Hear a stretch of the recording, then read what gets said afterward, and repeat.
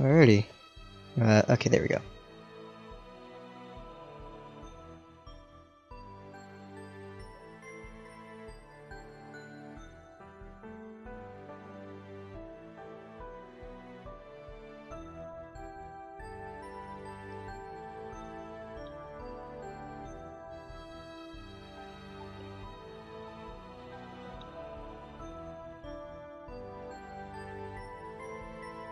Thank y'all for coming by. Can't wait to play this game. Now, this is a game one of my friends made. Y'all might know her as Daisy. That's who she is, by the way, so. Let me go ahead and notify Discord. Been doing good lately with this.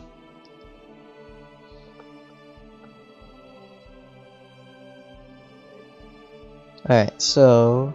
Howdy.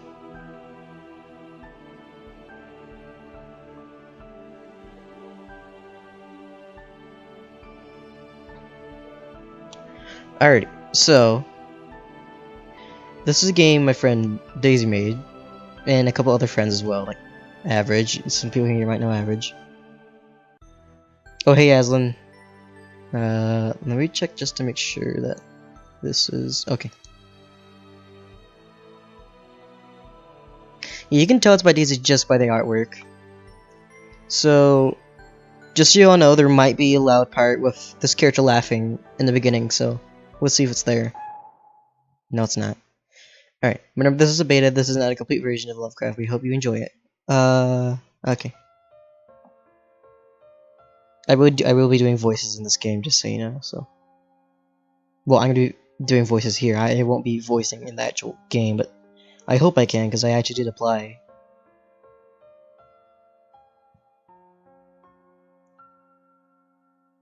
Yeah, Daverage.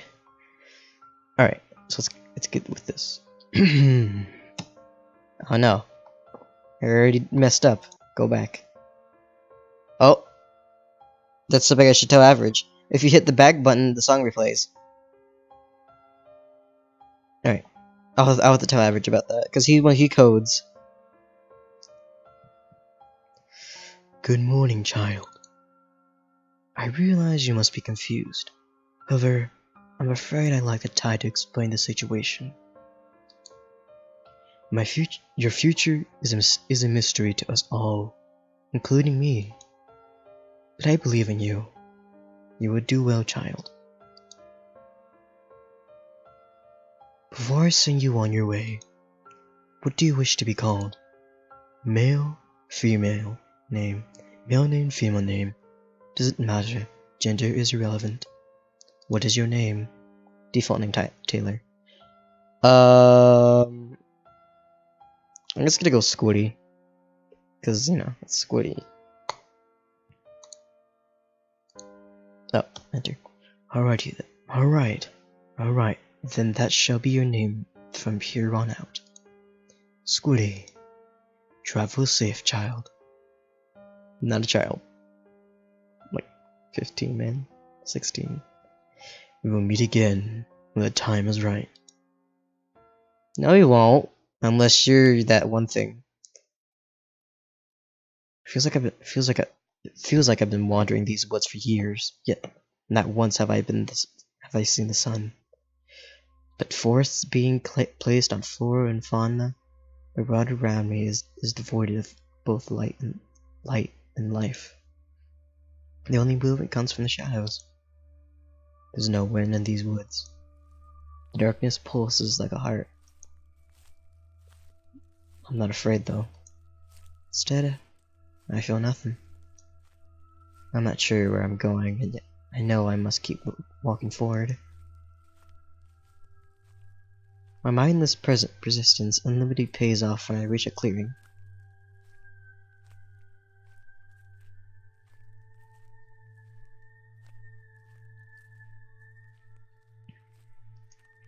The moon is finally visible. The light, a pale, almost pastel blue. The eternal light shines down on 3 altars. each with runes of different colors. To my right, the etching runs red. Things run with fresh blood. The altar too is stained with it. To my left, the altar is covered in moss. Looks like it rose for the ocean, was apparently forgotten. In front of me, the runes glow with golden light, looped around the altar like chains. Oh, did I press the wrong button? I guess I'll save now. Ooh, that's clever.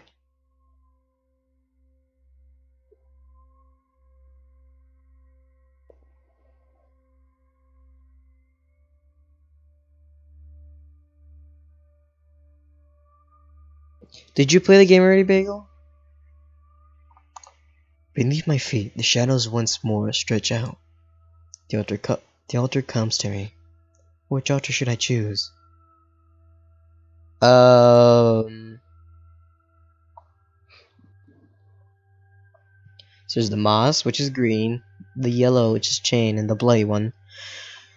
I'm gonna be choosing my own options, just so y'all know. So I don't care what you guys think.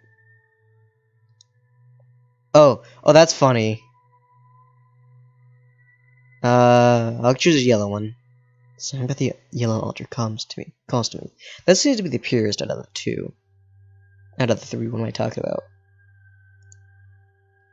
As I get closer, the warm glow from the stone seems more and more inviting. The shadows from the woods recoil back as if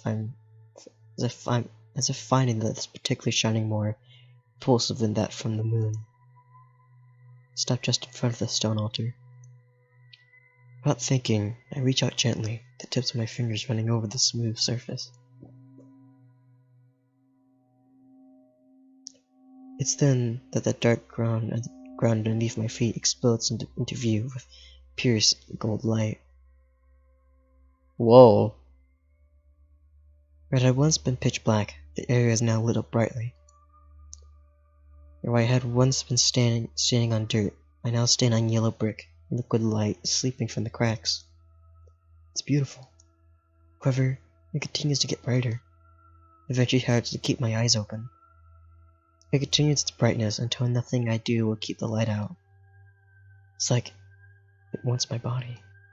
Except for I'm not gonna let it because I ain't getting the hoe on me.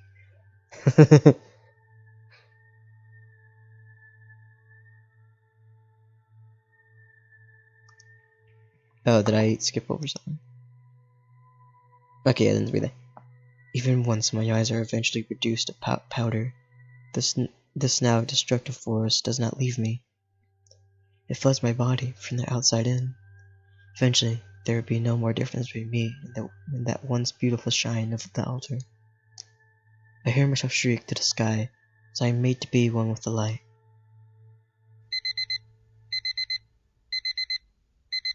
My eyes open sharply as the buzzing of my alarm clock peels me from my strange dream. It's not the first time I've had that dream, but it has been a few months.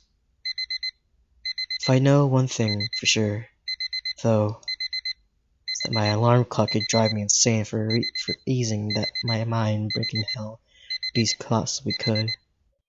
I swear that sound could be illegal. It works though, so I guess I shouldn't complain too much. I push myself out of bed and stretch slightly before slamming my hand off on the button of the clock.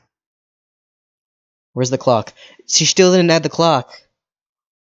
Aslan, keep note of this, okay? Daisy still isn't added the clock, and whenever you hit back in the first part of the game, it replays the music.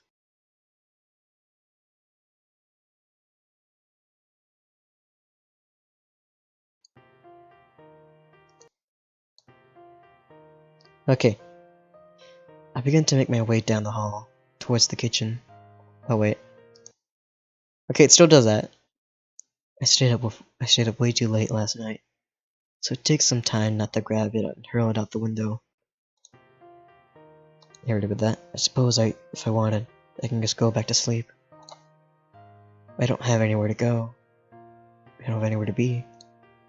I don't work at the moment. I don't attend school. I mean, I did once. But after an incident involving shadow people resulted in some weird rumors, I decided to drop out. Suppose one could assume that my life would be boring, given I don't attend classes, work, or really leave the house much.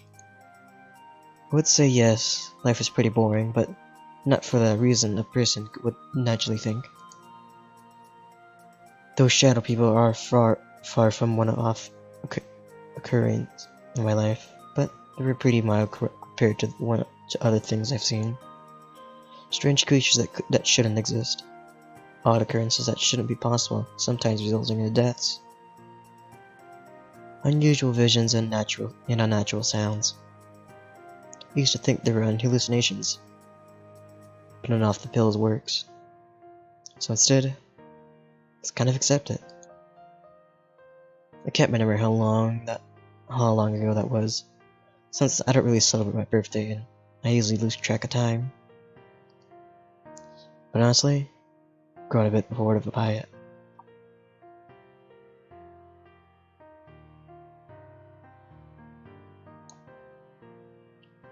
I'm pretty sure there are ghosts haunting my house. So to be polite, I bid them a good morning before I go to pour myself breakfast. My response came in form of a chair tipped over. Ah, grumpy today, I see. It's fine, I won't bother you too much. I'll be in the library for the most part. Library is by far my favorite place in this house, despite it being just as odd as anywhere else here. I love the library.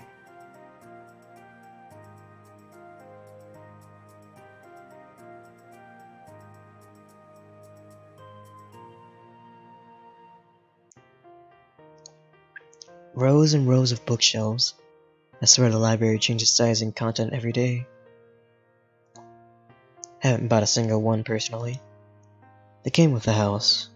New books appear in random, old ones vanish. I'd asked why, but I gave up on answers long ago. Besides, I like reading the contents of these books. Sometimes they teach me things, but usually they're just an electric of genre as any library. Sometimes I even find things that from other cultures. Books, encyclopedias, audiobooks, comics, manga. What? I haven't found a DVD once down there. That said, the DVD was a copy of The Ring. I didn't chance watch it. It felt like a trap. It was gone the next day. There was one shelf that never really changes though. The complete works of H.P. Lovecraft is there. Always I check it every time. I'm there, and it's never out of place. I've read every book on that shelf. It's weird. I read that wrong. It's weird.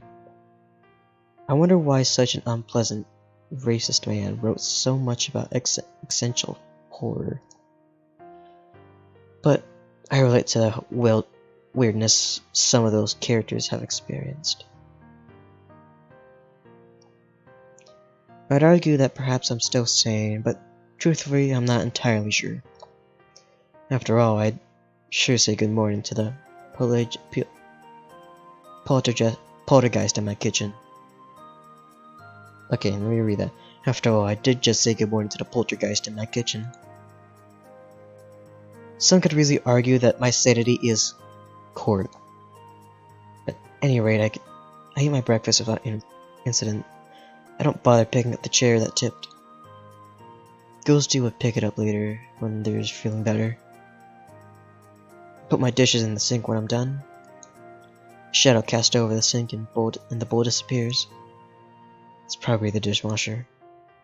Shadow person probably. The one in the house is kind of a neat freak, from what I've gathered.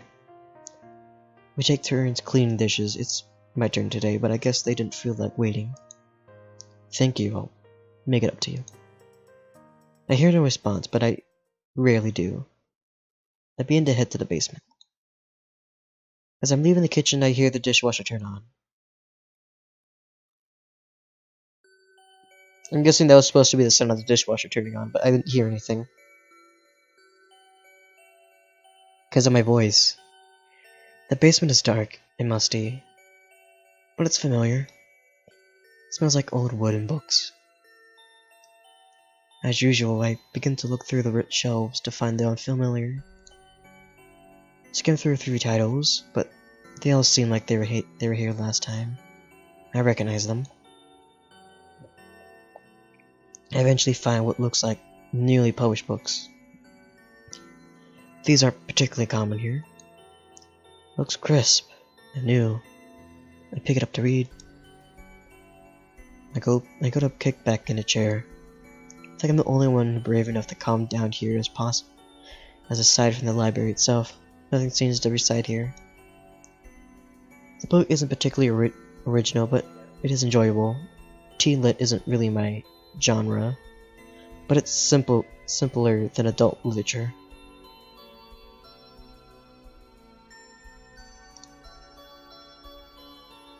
Some days I prefer that. It's almost magical to me how emotional characters get over simple things, like love, Hollywood-style satanic cult curses. You know, depends on the genre.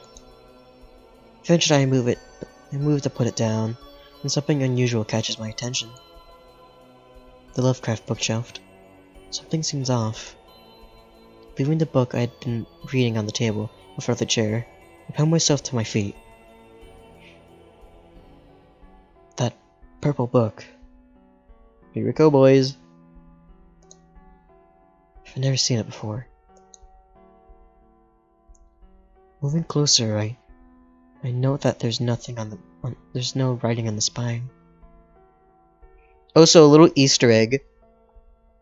This spells out Lovecraft.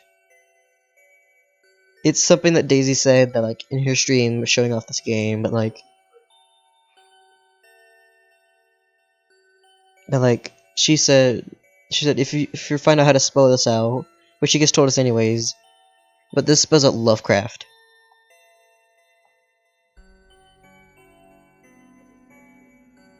I can do a female voice, but I'm just gonna do male voices for them. At least, did I skip something? Moving closer, I know that there's no writing on the spine. I already read that.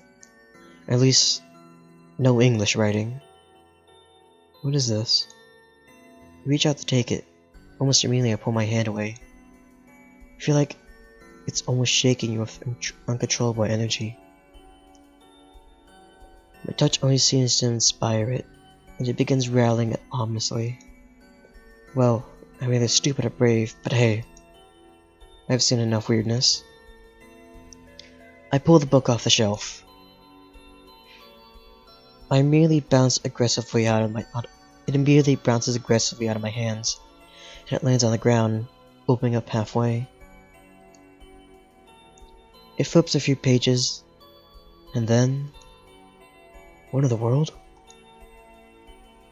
The first thing that pops out the book, I think that's a really long purple strand of someone's hair. Following that, though, is a pale, small hand and arm. For a moment, the entity, whatever it might be, seemed to be struggling to pull itself out of the book. What should I do? And more importantly, what am I willing to deal with today?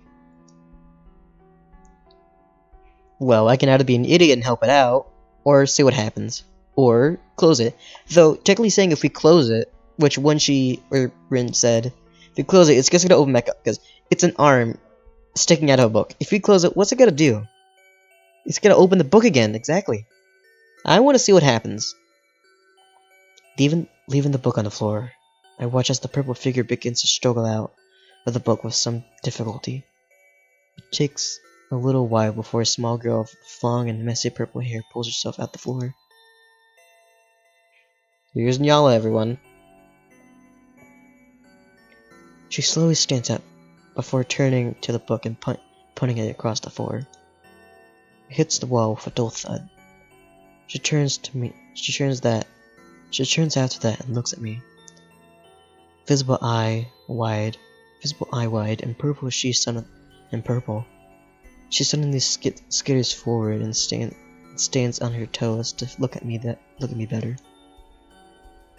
Hello?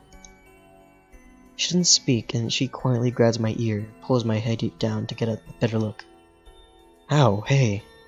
Come on now, there's no need for that. I quietly pry her finger off my ear and straighten it back up. When I look at her again, she's grinning devilishly at me. What voice should I give Nyala?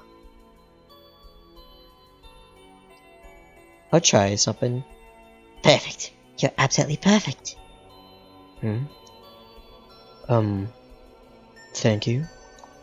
The strange declaration is followed by her grabbing both my hands, looking at me with a wide eye. I'm suddenly getting a really weird dark vibe from this girl. Who or what is she? And is it even a he or she?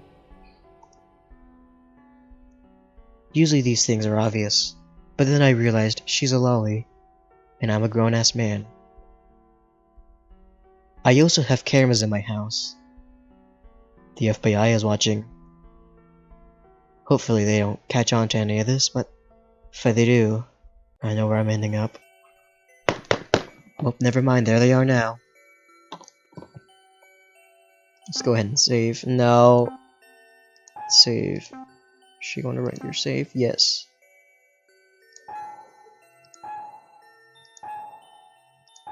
That's very clever. Usually these things are obvious.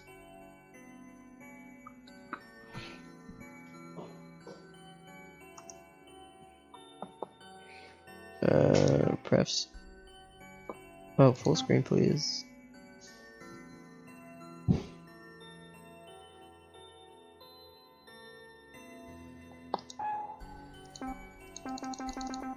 Oh well.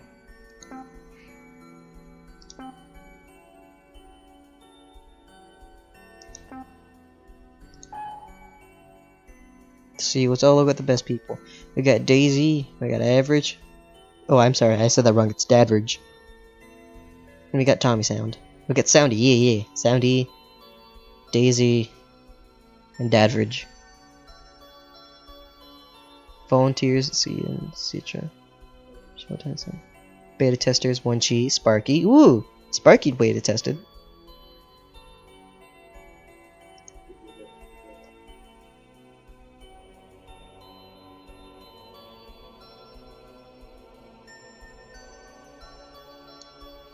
Alright, sit back with us here. Be sure to join us on Discord as well. Oh yeah, make sure you guys... Okay, just a reminder. Okay. So just a reminder, if you look in the description, you can find a link to get the game. Well, the demo at least. Alright. Not so much with this one. There's what seems to be a tail sticking out from under her skirt. Except, I think it's a tentacle. Guess that's new. I don't usually encounter tentacles. Though, when I do, things go bad. There's a camera, there's a girl, and I get turned into one. Next I know, and I'm on some weird thing. And then you can kinda tell what happens next. For obvious reasons, I consider that this a good thing. She's giggling, and for a moment, I think she's insane. But something about her expression is too calculated to be insanity. Then it's settled. We're going to kill my mom. Well, alright then, wait, what? Excuse me? The entire world seems to spark out. Hey look, my favorite channel! As if your world was a TV and the channel switched consisted entirely of the white noise. And my noise is over. Instead of being loud, it's silent. Purely, absolute silent. I feel like... Dang it, phone, why'd you get... I feel like being here too long might generally drive me insane.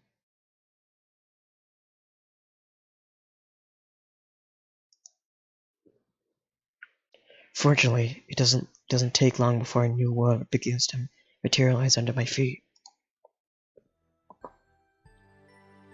Oh, this music.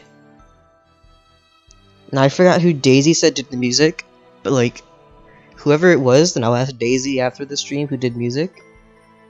They did an excellent job. The first thing that gets me is the surreal feeling of standing on what appears to be clouds. Feels like I'm floating. There's somehow still a sense of gravity keeping me rooted. And yet, the ground still feels like it could give away any second. Next thing I notice is the sky. There's stars twinkling and planets above, all in plain view of where I'm standing. Aja did music. Thank you, Aslan. Thanks for saying.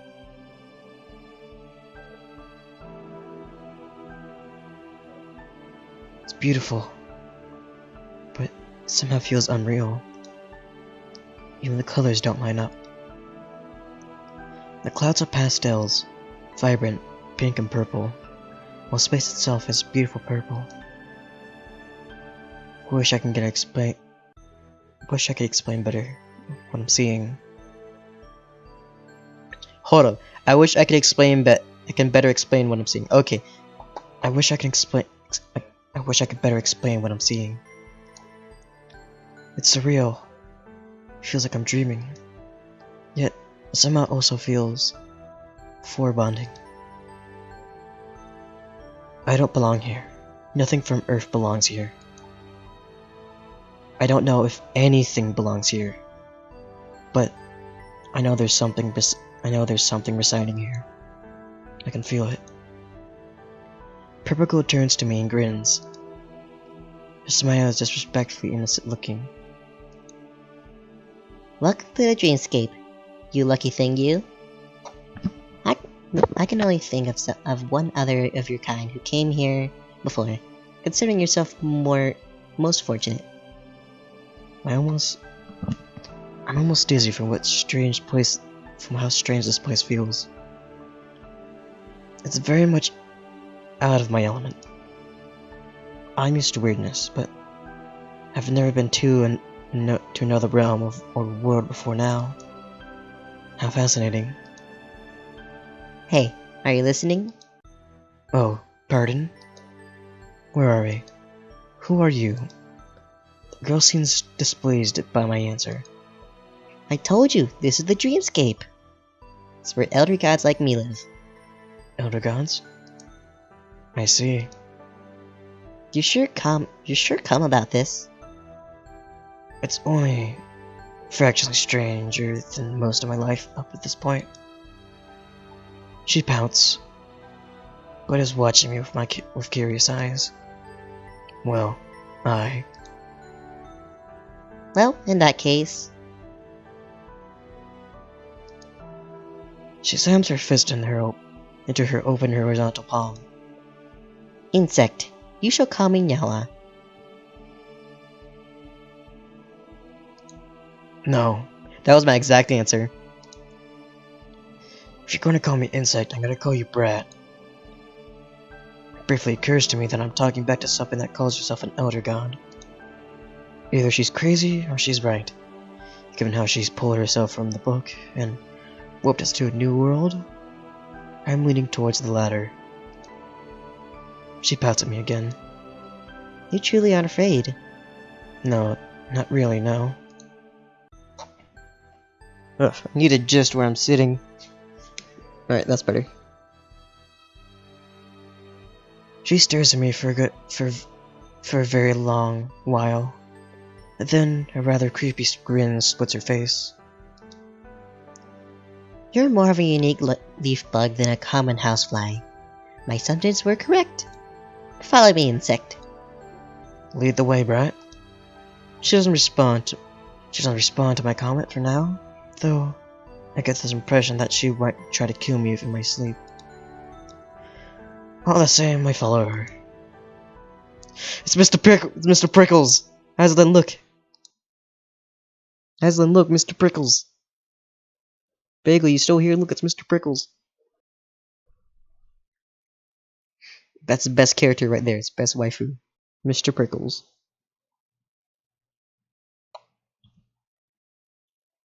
I can tell you guys the backstory of Mr. Prickles real quick.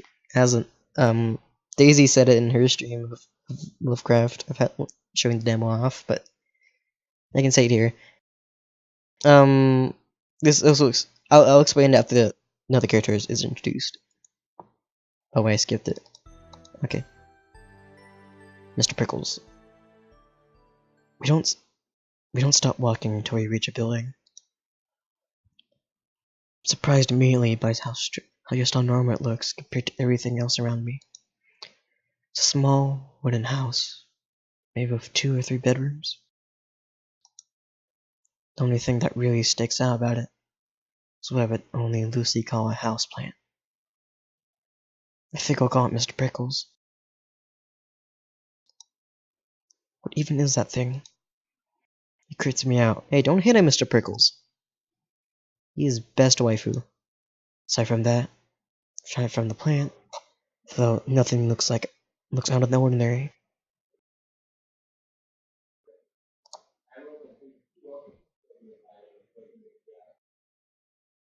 It definitely seems like it's for a person, not for something like Nyala. Though she seems excited to be here. We are here. Here? Huh. Is this your place? Nyala looks almost genuinely offended. Of course not. Why would someone like me live in a dumpy old place like this? I can't think of a reason, so I just hum softly. You, on the other hand, I bet you could live here just fine. Go on in. I don't know why, but this almost feels like a trap. So I'm in the same place, same vein as the Ring DVD. Does something else live in that house? Only one way to find out. I walk ahead and yell and up to the front step. I test the doorknob. It's not locked. I knock attentively before opening the door. Even the interior looks really plain. Something about that brings comfort. It's not ugly or run down by any means. In fact, it's really quite nice. Still, the sharp contrast to look at the window, see vibrant colored clouds underneath the building instead of a proper floor. The building looks well maintained. Almost seems like someone else is keeping the place tidy. A few seconds later, I feel a foot planted firmly against my butt, and I'm pushed further into the building. You're so slow. You can go inside and look around. No other person lives here. Nyala walks in behind me. I hear the door click shut. Oh, I heard that, yeah. I glare back at Nyala, displeased. That was unnecessary. You're unnecessary. If I'm unnecessary, then why am I here? Fair point. You were a mistake. You were a mistake. I shouldn't have left the book untouched. Nyala pouts. Nyala's pouting is practically audible. You're so mean, you dumb bug. That sentence is so contradictory that I don't hear it with a response. I change the topic instead. Does anyone else live in this house? The house has no permanent residence, but it does have a hideous maid that maintains it. She's talking about Heather. Okay, so if you guys didn't know, if the game does get voices, even if it's just like, you know, like some stuff does. Oh, not yeah. But yeah. Okay, yeah, by the way, okay, I see I have a wolf. But yeah, this character is supposed to be voiced by Rin. Rin was actually supposed to be on this stream, but she had other stuff to do, and she said maybe. I clarified before her stream, she said she couldn't make it, but I will send her this video afterwards. And she will be hearing this part Also, Rin, don't hurt me. For the impersonation. But I'm pretty sure the reason why... Oh, I love that nya. But yeah. Rin hates the voice actor for Heather as a joke, because it's just Daisy. Nyala hates Heather, so like, you know, they're getting into character basically. It's kind of a joke for what I'm guessing. Wait until you see the voice I give Heather. I'm not giving Heather a female voice, I'm giving her like a butlerish male voice. Huh? The way she says hideous makes it sound like they don't get along. She's just taking a shot off the maid. Having the proof of that though? Never mind anything else. Why did you bring me here? You mentioned your mother? Nyala perks up and grins wickedly at the words. She grabs my hand and drags me to the sofa. Yeah, she's the creator of this universe. Okay, yeah, I can just get hold up. Wait, what? You want to kill God? No. I think. Well, the music just cuts off.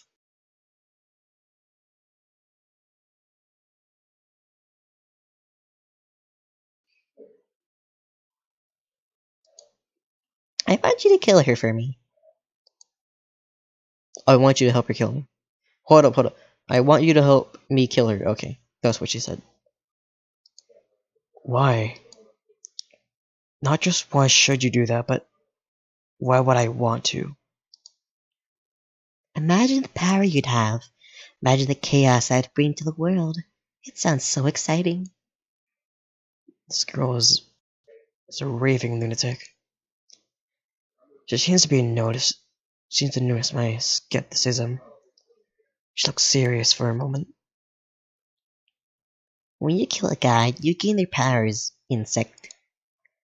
Have you ever dreamed of having the power of a god? Not really. She seems surprised, then brushes it off. I'm sure it's only because you can't even comprehend it. The idea will grow on you, I'm sure of it. I'm not sure if not that the teleportation, I'd think you'd were a crazy person and not a god. You're so mean, Math. Oh, Moth. You're so mean, Moth. I don't deserve this treatment. You dragged me here from my house. And are you not insisting I murder a person? She's not a person. She's a god. Worse! How is that better? You get benefits from killing a god, of course. She says it like it's the most logical thing in the world. Like that make up for everything that's wrong here. I take a deep breath, trying to ruin my annoyance. Look, I get it that you're, trying to accomplish something. I'm really not the right person for it. Nyala stares at me for a moment, then just smiles innocently. No, you are. What makes you say that? You really shouldn't question me, stickbug. Aren't humans supposed to have faith in gods? Okay, that touches a nerve. If you know something I don't think I don't. If you know something I don't, then tell me. Oh, if you know something I don't, then tell me. Otherwise, just some narcissist Okay. Otherwise, you're just another narcissist egomaniac of a monster, like the dozen other done with this month. If you really have the power, you say...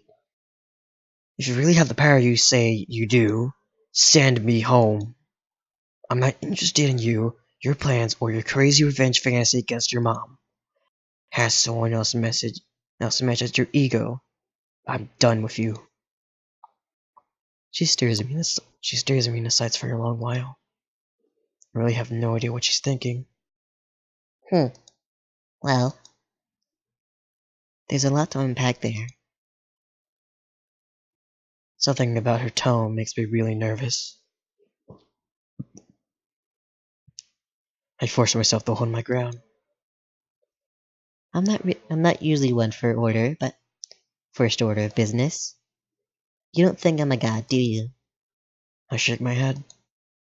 I've met way too many creatures who tell me they're gods. Even if you who could teleport. She grins. So, if I can convince you of my godhood, would you at least consider my plan? That is a dangerous question, and I am painfully aware that answering either way could get me attacked.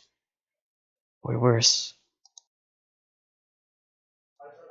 My silence only seems to agitate her, though she's still grinning. Oh no, the smug face. That's a smug face.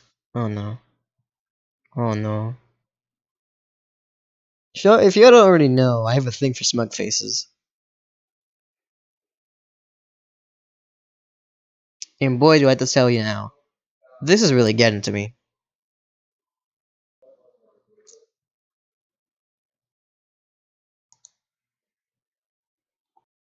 Oh wait.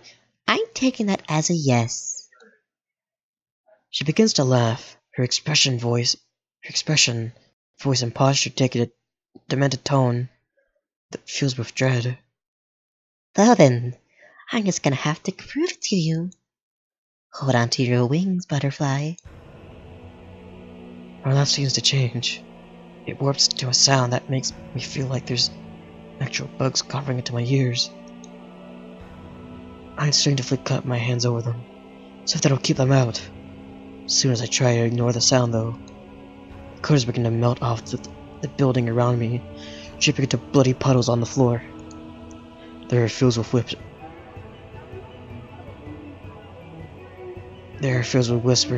whispered voices that I can still hear, even as we try to block them out. Nyala's voice worms its way into my head. You can't possibly be stupid enough to doubt me now, could you? You're still unwilling to consider that, though.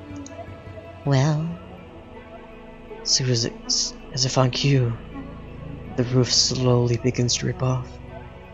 The building maggots seeming to sprout where the roof once attached. Their hand hovers off the entire house. The hand is purple with rot, wrinkled with age. It smells of decay. Badly though, badly enough that I almost vomit.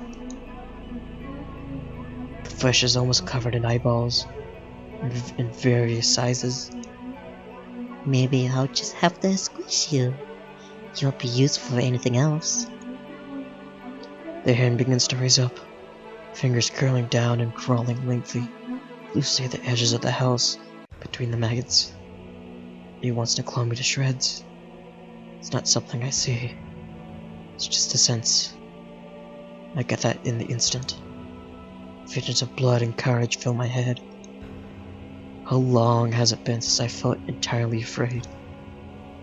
I don't know. Also, I know that I was genuinely afraid. I am now. And I hate it. I've been alive for longer than your Earth has even existed, Tick. My voice trembles as I speak. I get it. I believe you. Good. You're not as stupid as you initially present yourself to be. His sarcastic remark dancing on the tip of my tongue.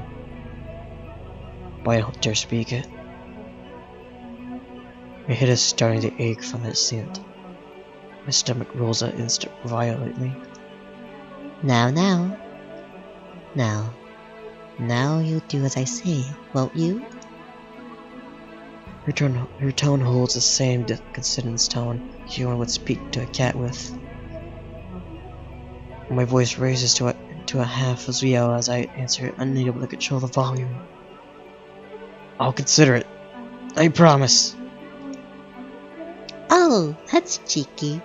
Considering isn't good enough. Such a shame. The hand rips its half of the wall and shrieks splits the sky as it begins to lower down to crush me. I close my eyes and curl into a ball, wondering how bad it'll hurt. The strike never comes. When my eyes open, the room has returned to normal. Nyala was sitting well where she was with the most fastidious smug grin on her face. You know what? On second thought, considering it's probably good enough for me. Just step in the right direction. I remained seated for a solid 10 seconds before I moved to my feet slowly and walk out the room.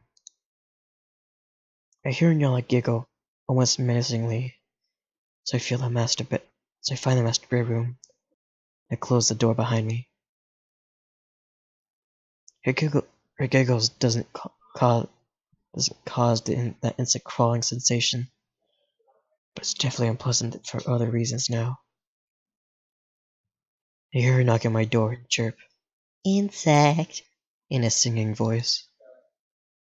I respond by grabbing the nearest item, a lamp, and hurling it at the door. The sound of it shattering against the door seems to force Nyala to get a clue. I'm not okay right now. There's a beat of silence. Oh. Well, I'll talk to you later. I don't think she understands why I'm upset, but she shuffles away anyways. I quietly sit on the side of the bed. I move to lay down.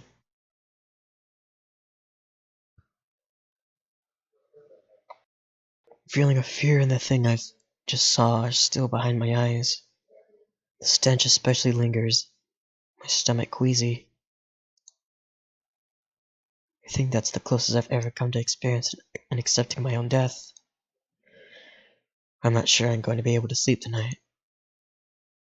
But I do. I don't really sleep. Not in the standard sense. I'm not rested. I'm still feeling unwell.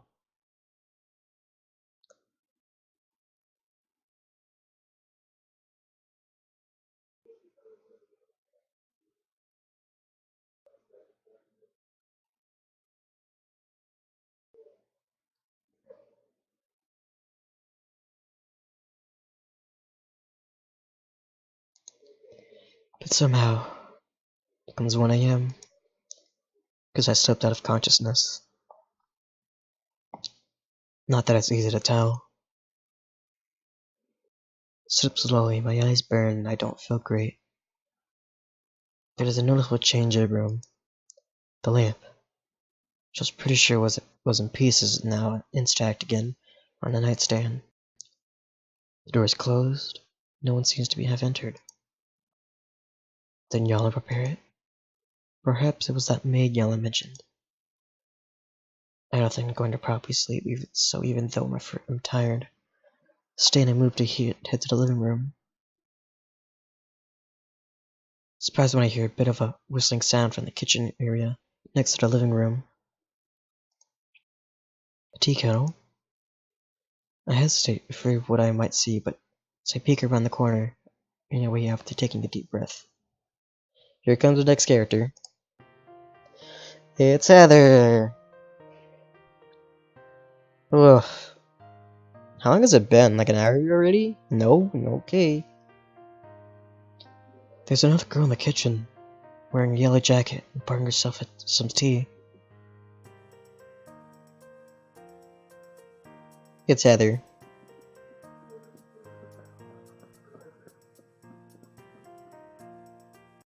Oh. Her black hair seems to shine a little in the dim light. Her eyes do something similar. No! Stop with the smug faces, Daisy, why? Stop it.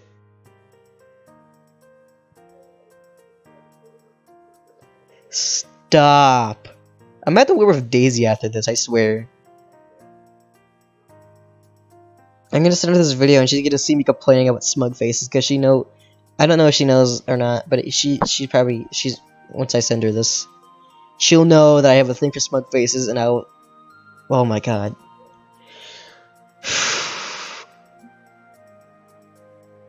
Stop. I need to get, okay. She's very pretty, but she also gives off a serious vibe.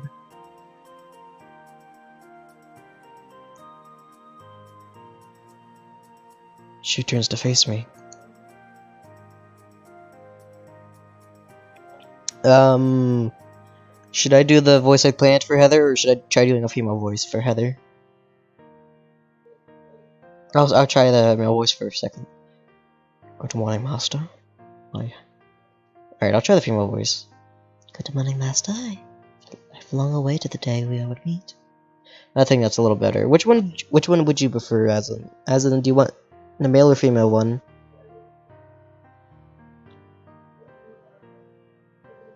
I'll just type it in chat. Or female voice.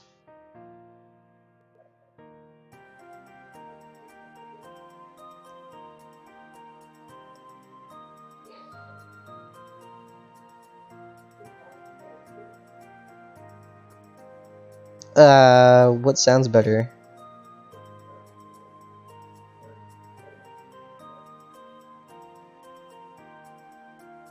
Alright, well, I'm doing the female voice then.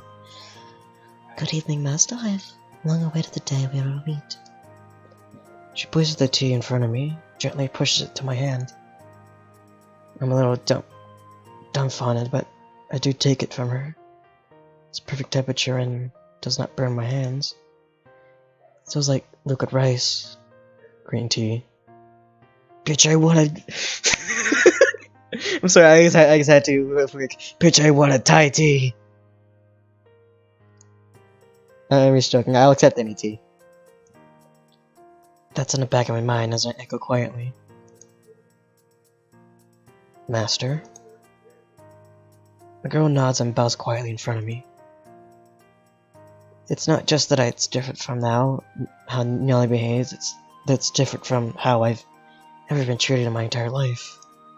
Someone actually call me master is kinda doing something to me. I think I'm just gonna... I'm not feeling right, but I think I'm just gonna...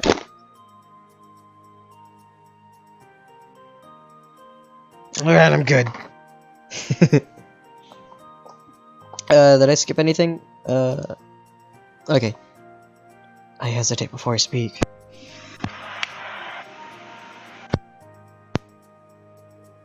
Nyala mentioned a maid. Would that be you? Oh, let me save here. Just I can probably see that the irritation vein popping from her forehead. She still maintains her composure. Afraid you've been misinformed. Heaven forbid Nyala lie about something. Why would she ever do that? Oh well, sarcasm. Heaven forbid Nyala lie about something. Why would you do that? Because my voice is totally sarcastic. My sarcasm seems to earn me points with her as the faintness of smiles appears on her face. No, this is more smuggish. That would be her nature, yes. I live in this house, and I have been seeking my master for as long as I can remember. How long has that been? About 5 days. Alright then. I'm pleased I finally found you. I suppose I owe thanks to that brat for one thing, if nothing else. It seems like it has some kind of... seems to have taken some kind of mistake. I'm not really a master of anything except possibly drawing weird situations to me. Suppose though that also counts. Are you a god too? Of sorts. You may call me Heather. I see. I'm Squiddy. That is a stupid name. No, shut up, Heather's a stupid name. It's not like I didn't appreciate the name something. Stupid Heather. It's bad when you start having conversations with yourself in different voices.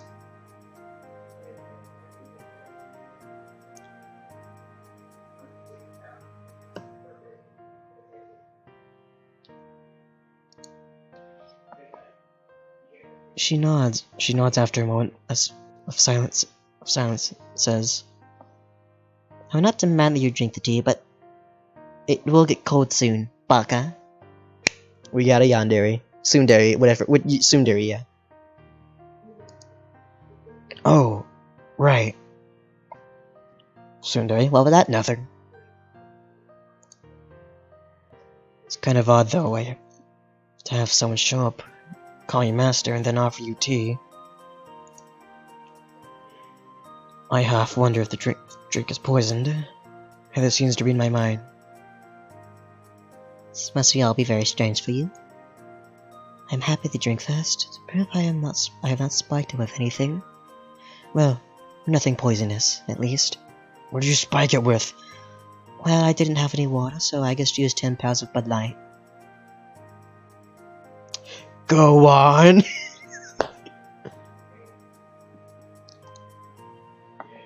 I hesitate, but eventually I nod.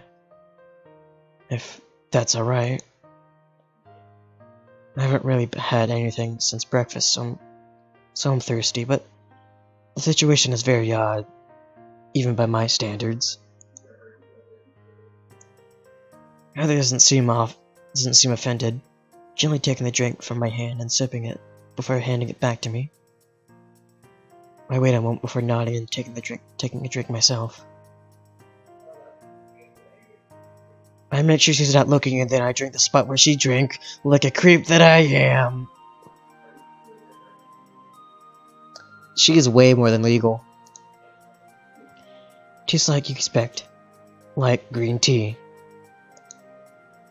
Nothing particularly remarkable about it, other than I like it and it's good. Other than I like it and it's good. Now shut up, green tea is amazing. I actually really like green tea. Thank you. It's my pleasure. I'm sure you have a lot of questions. Perhaps we should take a seat. I'll answer as many questions as you had, to the best of my abilities. That would be very helpful, yes. It didn't go so well the first time, but Heather doesn't seem to be like she's going to pull any stunts like that. Heaven forbid, at least, provided there is a heaven. The two of us move to take a seat in the living room. Once we're situated, Heather turns to look at me. What would you like to ask me, Master?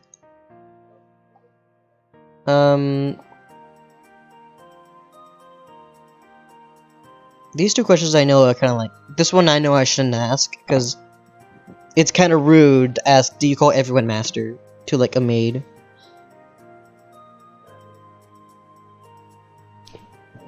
It's kind of rude, like, someone who's, like, offering to call you master. It's kind of rude to kind of ask them, so do you call everyone master? But I'm pretty sure I can already tell that she doesn't like Nyala that much.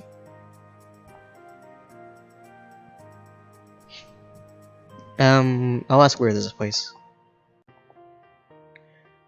What and where is this place exactly? I already know the answers to all this, but you guys are gonna see it. I watched the Daisy stream where she did all this stuff. I suppose that is a fair question. After all, this is your first exposure, is it not? This place has been home to Eldergon since the universe was created. Anything above a certain level of power exists within this plane. There is another plane that also exists on Earth, which is simplistically sake, I'll call it the lighthouse. What type of power do you need to be? Well, our creator said something about over 9,000. Yes! I love that meme. What is that exactly? I'll tell you later. Lesser gods of what you may call odd creatures live there instead. Perhaps sometime I will show you that location. I see. But why is this house here than any other elder god lives here? A human male came up here once, so this place was created as a residence for him.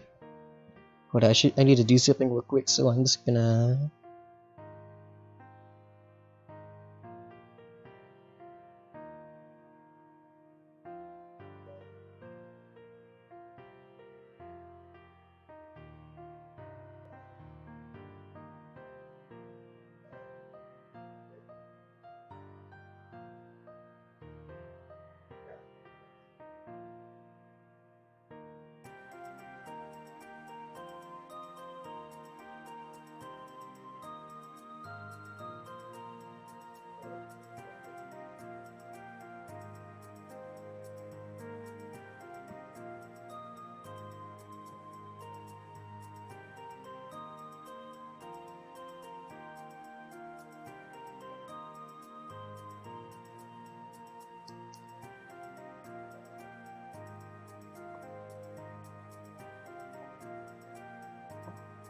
Okay, now, okay, so I finished that. Now I just need to get my phone back in spot. Okay.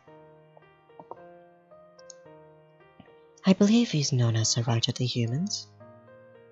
I hesitated at the description. Creative, clever, good with words, was also a complete jerk. I've heard all those descriptions used for this person. H.P. Lovecraft, by any chance? I do believe that was his name. He wrote a lot about insanity and gods and deformed crazy creatures. How interesting. I can't tell if she's being sarcastic. I suppose that's one way to introduce our existence. They're the humans, though I doubt they believe it. It's considered horror fiction. She just nods quietly, appearing contemplative. So, other elder gods, huh?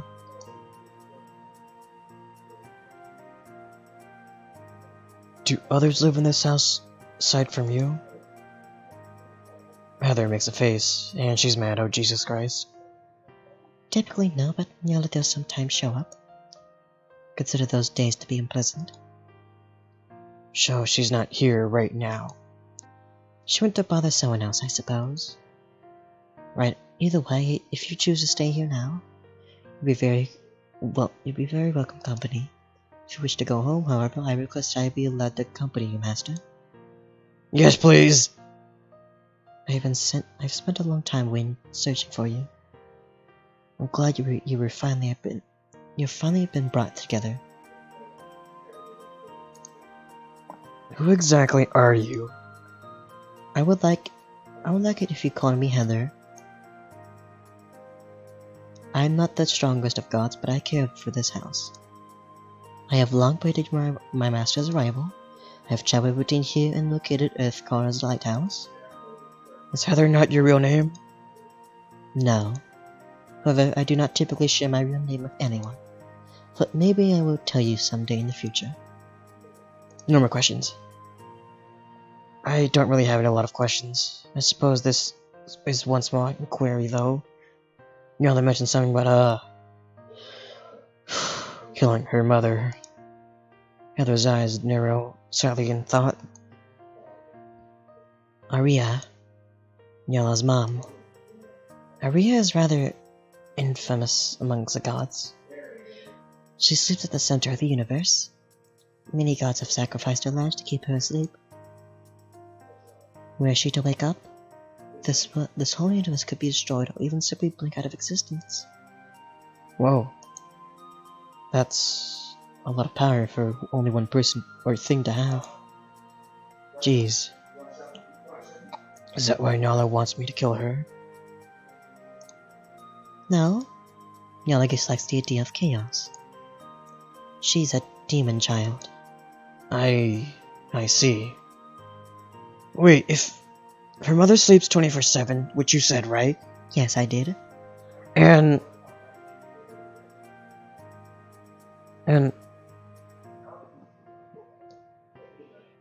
how was she born then? What do you mean? How was Nyala born? Like any other person was born, for their mother. But her mother was asleep. Now you have me thinking. I know!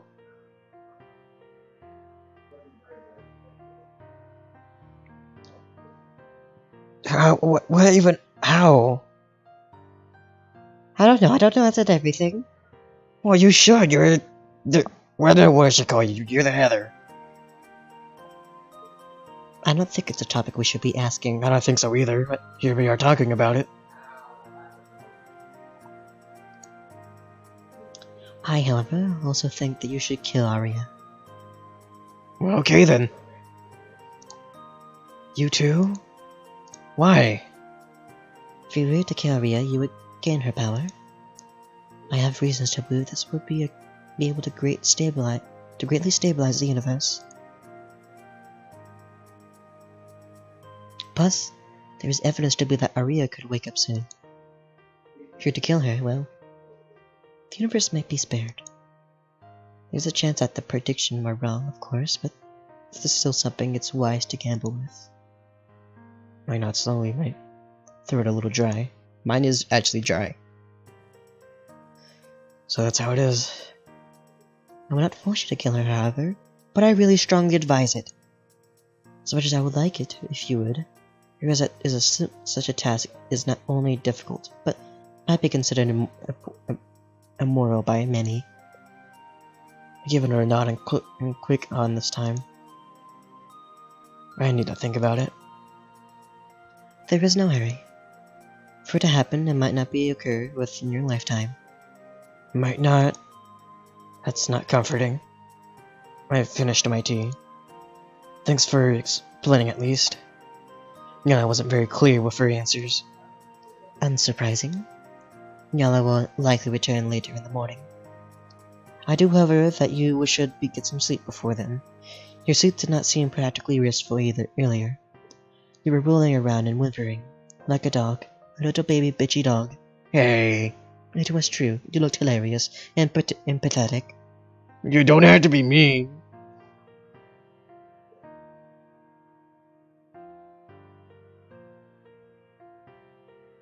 I was. It's a little embarrassing. Especially since she called me a bitchy dog. It was very nice. Oh well. Nyala showed me some crazy stuff. When I questioned her godhood. Still can't get those sights out of my head. Heather frowns. Sorry you went through that. Can assure that Nyala will not disturb your sleep. I will guard you. Part of me isn't sure I want someone watching me sleep. Part of me knows that Nyala would probably mess with my dreams if Heather didn't stop her. A necessary evil, I suppose. That'd be great, thanks. I left the serve, master. I know how to stand back and moving towards the sink to put the cup away. Heather catches up with me. I will clean this for you. Head to sleep. Now this is where Daisy stopped, I think. So, I don't know if there's more or not. I'm pretty sure there is more. But I'm mostly going to be ending it here. I'm not actually, I'm joking. I will be playing a little more. I don't know how long though. You've had an eventful day. She's not wrong. Thank you. A small bow of her hand inside Krusty. She heads back off into the kitchen to wash this teacup she'd given me. I'm gonna save here, because this is where everything might go bad. I linger for a few months, but eventually I return to the master's bedroom.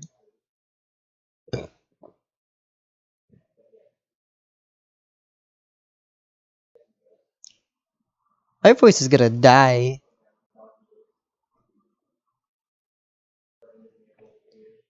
Yeah, you'll never stop me. Die, you inconsiderate pest.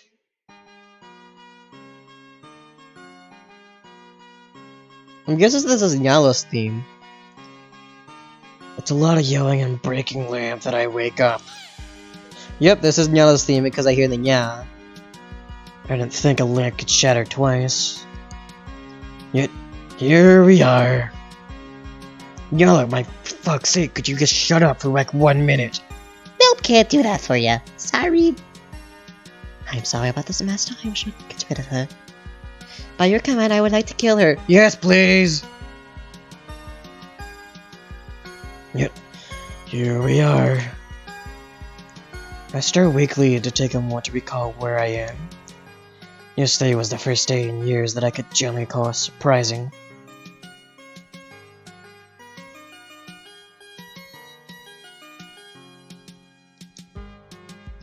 However, when I see Nyala bouncing from the wall to wall and Heather wielding a massive... Oh my... Okay then, that's a little too much. Oh, that's what those scratch marks are. I would have thought that was Nyala. Okay, yeah, that is a way to... And that's to get it back,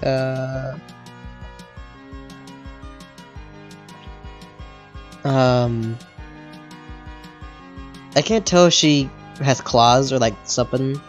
Because I know she can use the tail and magic or something, but she has a fucking scythe. Okay. I wouldn't say I'm exactly surprised. Annoyed, yes, but not surprised. Must it be so loud? My words caused them both to pause and look my way. The room is a mess. There are size marks carved deep into the wall, and as stated, the lamp is once again broken off on the floor. Wait, really?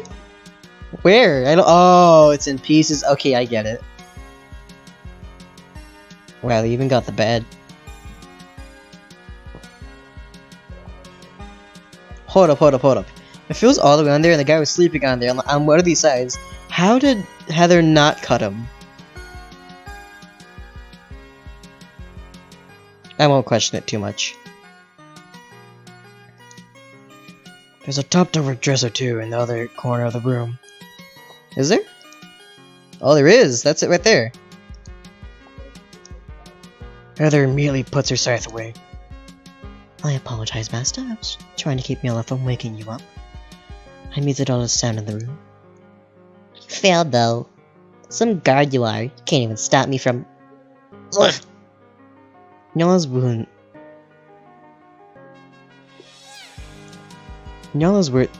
words cut off as Heather plants her boot right into and then on top of Nyala's face. So Nyala can avoid multiple swings with a massive scythe, and yet she can't avoid the wrath of Heather's feel. Whew. That's worth noting.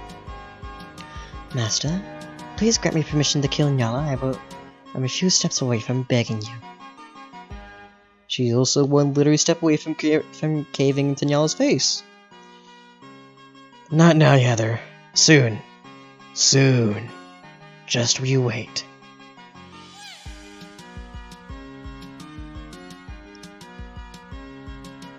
I'm really not fond of this violence. For now. However, I get the impression Nyala will take advantage of it. I don't make different excuse. It'd be too hard to get her god blood off this carpet. It's not worth that effort to just let her be for now. Heather seems a little disappointed, but obediently she removes her boot from Nyala's face. She opens her mouth and quickly says something, but I quickly interrupt. If you try to cause more problems, I won't stop her next time. Killjoy. I don't see what Heather sees in you. I get the impression that you and Heather rarely see the other things, so to speak. Heather hummed softly in agreement. Still, you saw something too, didn't you? You did bring her here after all.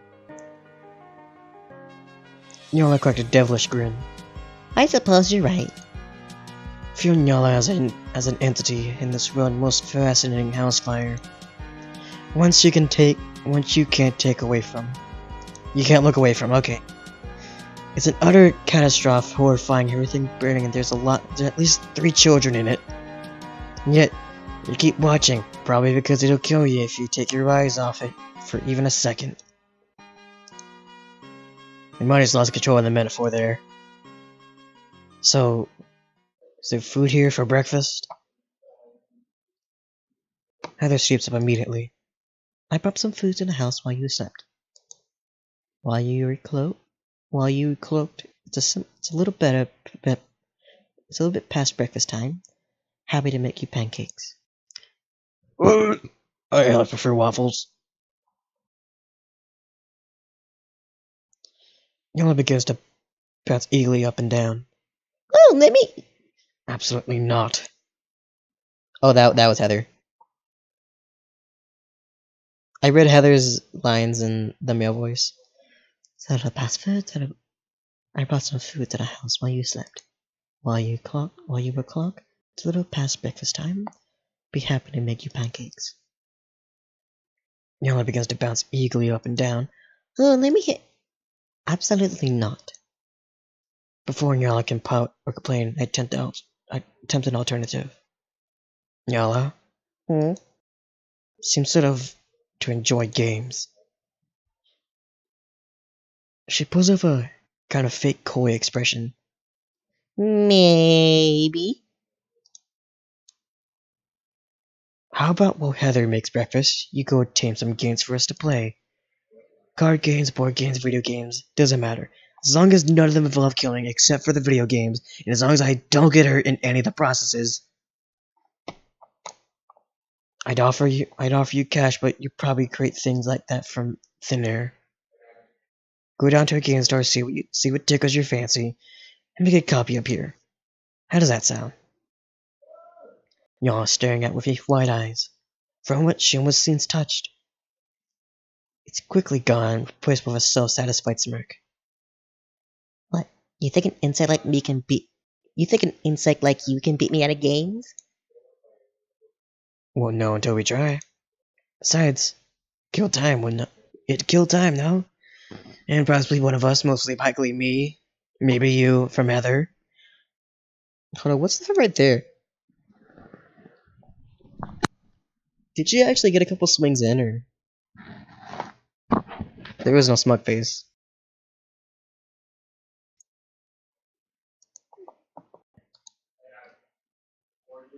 You're on, termite. With that, she's gone. Heather looks immediately impressed. Not bad, master. Thanks. Figured I'd be worth a shot. I ponder a moment before asking. Do you and Nyala eat? We can, but we have no need for it. Why ask? Well, it'd be no fun for me to eat alone. I was hoping maybe you two could join me at the table. The spirits that haunted my house on Earth did that for time to time, so Heather doesn't question the spirit thing. I'm sure as a gun she knows all about that kind of phenomena. Are you sure? But only if it's not extra work for you to to make extra pancakes. You don't have to worry about that. I'm but a servant. It's never any trouble for me if it's for you. That's still gonna make getting used to. Well, if you don't mind, there make some extra pancakes for you and Nyala. We both know she'll complain if we leave her out. I think that's what he said. Okay, yeah. Her notably bites back a sigh before nodding. Yes, master. Do you know what you're going to do? I'll work that out in a moment. Go on ahead of me. Heather tries to bow before departing for the kitchen. She gives a small pause at the doorway, though. She looks back at me, seeming almost sheepish, before giving a small wave at her hand. Just like that, the room was back to normal. Oh!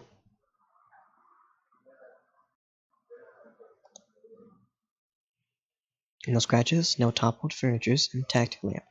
The works. After that, Heather leaves the room. She's so surreal to watch reality get warped in such a way. I don't think I'll ever get used to it. Then again, I've made many things just as weird and gotten used to them before, so perhaps I'm wrong.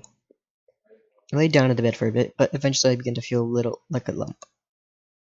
Just had two other both gods no less go off to do other tasks for my benefit, and here I am sitting on the ceiling. Should maybe go and help one of them. Which one should I spend time with, though? No, I don't like. Okay, here's what I'm gonna do. I'm gonna make a save point for both of them. Okay.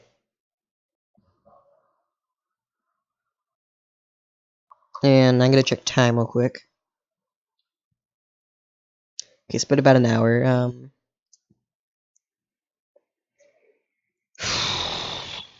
Alright. Okay, so here's what I'm gonna do. Here's what we're gonna do. We're gonna go for one storyline for now. And then after a while we're gonna come back to here and do the other one. So what my thing is, I think we should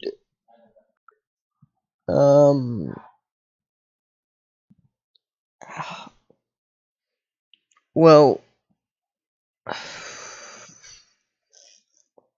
this is what I hate. I hate choosing between two people. Especially when you barely know each other, know both of them. So you're just like, okay, I want to spend more time with both of them, but I can only choose one. Ugh. I know Bryn was here. She'd say, let's go spend time with Nyala. And if Daisy were here, she'd probably say, go spend time with Nyala as well. Ah. So I'm heavily implied to go with Nyala because I know Rin and Daisy would both want me to if they were here. Because for one, Rin doesn't like Heather, and Daisy likes Rin. What should I do? And it's not like I'm leaving both of them out, like I'm saying, like, I have to actually, you know...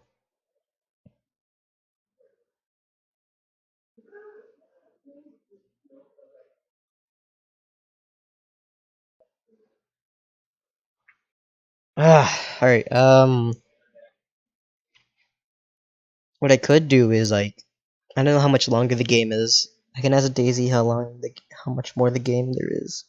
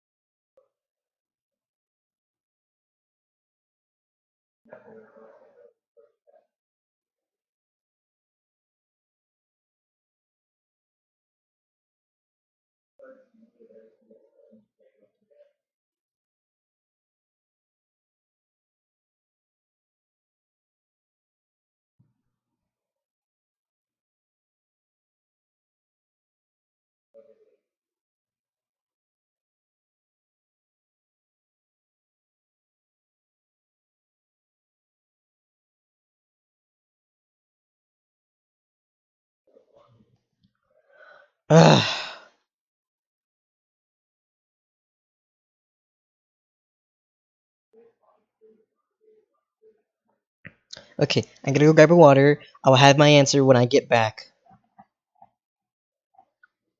It's all answering. Do I want to strain my voice with Nyala, or do I want to keep it where it is now with Heather? Actually, I might go with Heather. I'm going to get that water because my voice is really, really, really not that well right now. I can tell tomorrow my voice is going to be like very, very fucked up. So I shall be right back.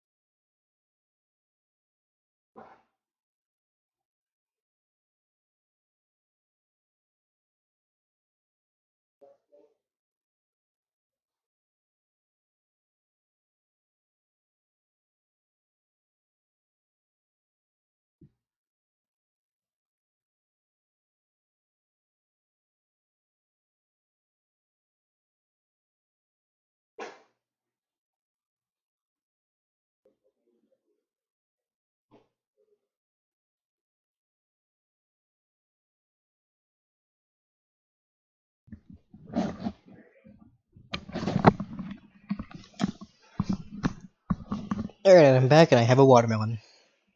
It's because watermelon helps my voice. It really does. It's only like a little bit more, like 2 bites, I think. It's a very juicy one and very good.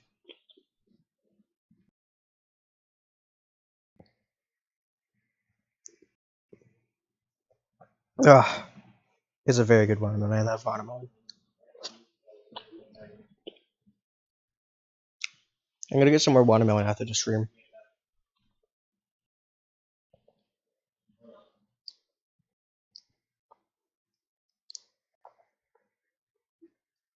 Alright, so yeah, I'm probably gonna go with Heather. Because I don't want my voice to be as fucked up as it's gonna be if I go with Nyala. So I'll stream Nyala's thing another time. I'm gonna go with Heather for now. Nyala scares me, so I'm gonna go with Heather. Plus, Heather is a lot more nicer, and I'm pretty sure I can get to second base if I tried that hard. Though I'm pretty sure I won't. Pretty sure she just heard me, and I'm gonna die now. I turned around and I saw Heather looking at me, saying that stuff out loud. I die. Alright. Ugh. Nyala scares me. I think Heather is a safer bet. Besides, even if she calls me master, I don't want to take advantage of your helpfulness. Standing up, I head to the kitchen. Heather's already getting started, having organized everything on the counter. Measuring cups, pans, ingredients. The second Mochi has to enjoy this music because it's very good. It's quite organized. Hey, Heather. Hold up, did an apple move? No, that was my imagination.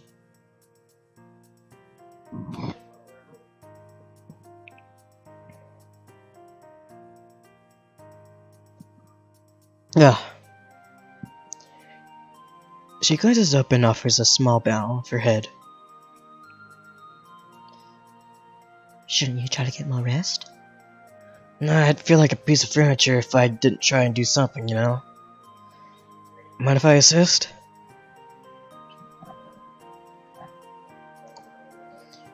She pauses at the request. I know a few recipes. I won't set the house on fire. And if I make any mistakes, I'm sure it's an easy fix for you. It's alright if you want to help. I was just surprised. Maybe I shouldn't be. She muses silently for a few moments.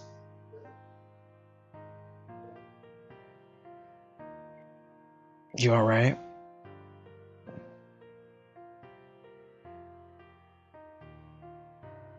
Yeah, there's already a fire here. Oh, that's nice. I like that one. I like it. It's nice. It's a nice smile and smile. Of course, master. In here. I'm going to teach you. Oh, I said I already know a few recipes. Just completely ignore that, I guess. She even sounds happier. Don't know why, but it makes me feel good too. I move to the kitchen and Heather begins to begins to go step by step over the recipe. I copy as best as I can. In a few moments she steps behind me and wraps her arms around my— oh Jesus Christ, I don't like this. I don't like this is going. This is a no-no and I don't like this.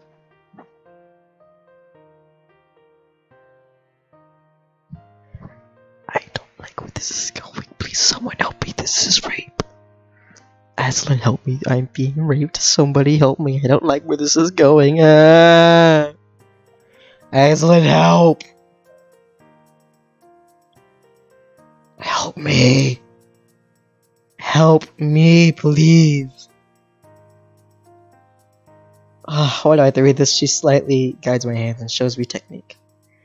It's not long before we begin making other foods too, besides just pancakes. Oh!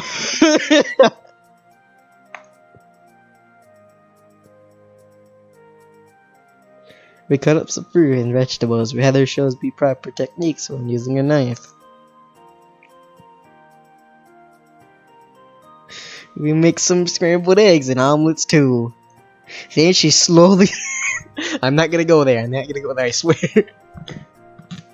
I'm not one for cooking anything fancy, unless usually, but I find myself having a lot of fun. As we work, Heather is mostly instructive, but as we wait for the pancakes to go up a little bit.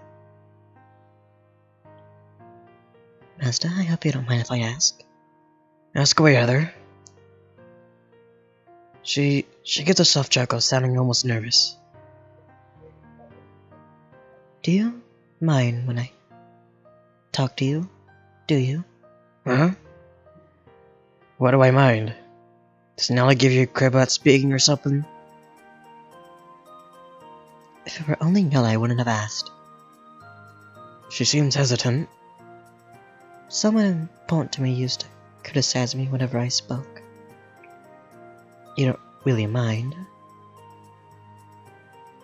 Well, to give you a proper analysis, your whole voice is pretty, and even as if you don't think that you can talk, whatever, you felt like it. Her look started, but then smiles warmly. Thank you, I'm so glad. A smile makes me feel warm inside. That was nice.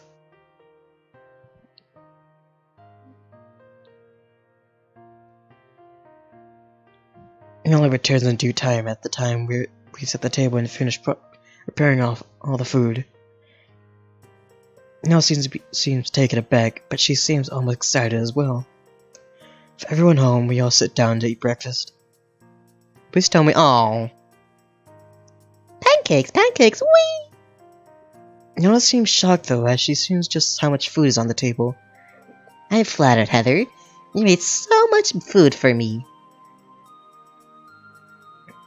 Don't be foolish, you know it's not for you. Master joined me and we made food together. Yeah, I had a good time.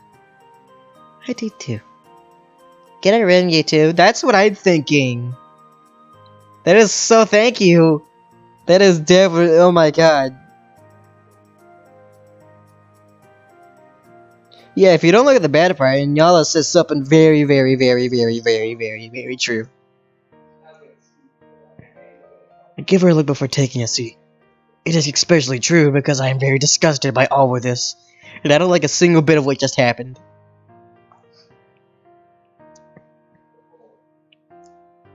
Nyala hops into a chair and begins to drag the entire plate of pancakes toward herself.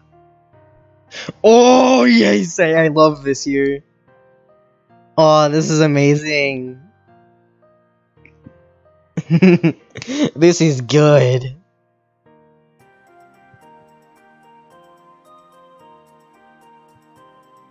I'll review back to this part real quick. I will, because there is some stuff I actually do wanna look back on after this. So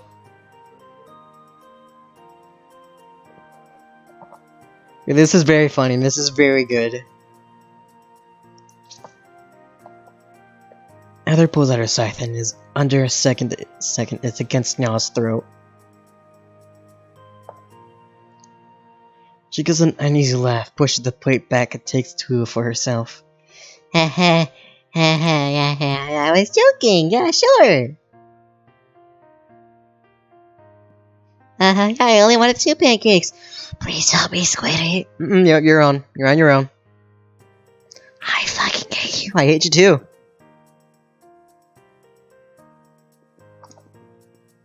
Only once I'm seeing I got myself some pancakes. Then, 2. Does she put the scythe away? Only once I'm seated, I've gotten myself some pancakes too. Okay, okay. I really like this background though. I love it. Next stream's thing needs to be this. Yeah, the next time I stream this game, this is gonna be the screen. This is gonna be the image for the thumbnail. Yeah, this is gonna be the thumbnail for next stream. Because I love it so much. Oh, I don't get any more. Heather takes a seat beside me, further away from Nyala. Well, so 1, 2, 3, 4. I'm guessing Nyala's right here. I'm right. No. This is, okay. So I'm guessing like Nyala's either sitting on one of these 2 seats. I'm sitting like across from her, and then I'm pretty sure Heather is sitting right there. So let's say Nyala's like right there. I sit after the cold cutscene. Heather moves, and I sit here, and then she goes here. With that, we begin to eat. It's a refill in a way, but I haven't eaten anything since breakfast that day before. That said, it's also so normal. More normal than I'm used to. No spirits, ghosts, shadow people, random vampire break-in. But again, I guess my breakfast companions are both gods. That kind of makes up for it. These pancakes are amazing, Heather. Thank you.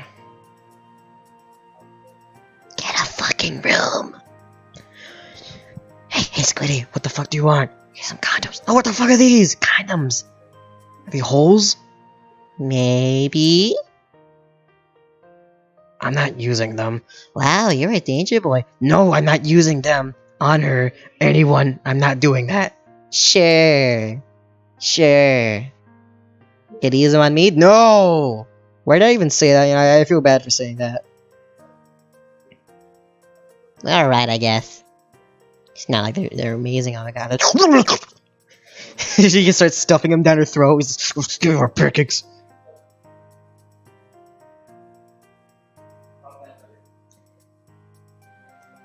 Heather's lips twitch slightly, maybe in amusement. Maybe in amusement, maybe in agreement. I'm pretty sure she's just wanted to kill Nyala. I'm sure that's the closest Nyala's ever gotten to a compliment for Heather. I'm pretty sure as well.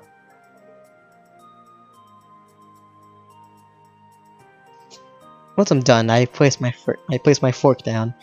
A fork on the table. So, about my reason for being here. That immediately grabs both of their attention. Nyala speaks first. Right. We're gonna take out my mom. On a date. Wait, I thought you wanted me to kill her. No, not anymore. Cause she's fucking awake. And it's all your fault. If it's all my fault, sure, you're the one. I'm totally the one who woke her up. Yeah. How do I even go about that exactly? There are a few things we need to go do to get you prepared. You don't need to think about it that right now. If I may ask a suggestion, you can consider it once more. Consider it more once we visited the lighthouse. Lighthouse, huh? Heather mentioned the place this morning. The lighthouse is where gods of lesser strength reside. Some of the more powerful gods are completely incapable of traveling Earth at all. Sometimes. I swallowed spit. Oh no, go back. Sometimes they'll communicate with gods on Earth if they really need something, though. That's rare. Oh yeah, Carrie is so fun to play with. I'm sure Sherry should be just as fun for you, don't you think? Nyala grasps dramatically and folds her arms. How dare you? So I have no idea who either of these people are. I said to interrupt. When am I going to see the lighthouse, though? Well, Master, I was planning on visiting tomorrow as a personal errand. However, if you think if you need more time, I do not require you to attend with me. No! That was random. Oh! Nyala slams her hands on the table, almost knocking her plate off the table in the process. She pouts like a child. I want the bug to kill my mom soon! Kill her now and use the gun. Squiddy's coming with us tomorrow. That's not your choice, Nyala. It's alright, I'll go. Now shut up and eat your pancakes, Nyala. Wow. That was daring. Wow, that was very daring. It looks as a mix of pleased and annoyed at my word. Still, she does obey. Are you sure, Master? I don't wish to trouble you, even if Nyala does. I smile wearily. I want to see the place. I've seen a lot of weird things, but I've never been to this lighthouse place. That'd be kind of exciting. Your positive outlook is inspiring, Master. Alright, we'll go together. That's a smug face. No! I just noticed that's a smug face. Ugh. Why? Daisy, I'm really gonna... We're gonna need to have a talk, Daisy, I swear. I nod and move to finish my food as well. We finish our breakfast, then Heather and I pull all the dishes away and try to convince Nyala to help, but by the time I even think to ask, she's gone off somewhere else. Go figure. Who should I spend time with? We're already on the Heather path, so let's go with Heather. I decided to check out what Heather is doing. Probably more dishes, and she's probably to put her hands around me and clean the dishes like that, saying, "I'll clean some more dishes. Something that's a lot like a dish, but not really a dish. Kinda looks like a food, and I'm gonna stop there." I track her down to the outside of the house, a back door.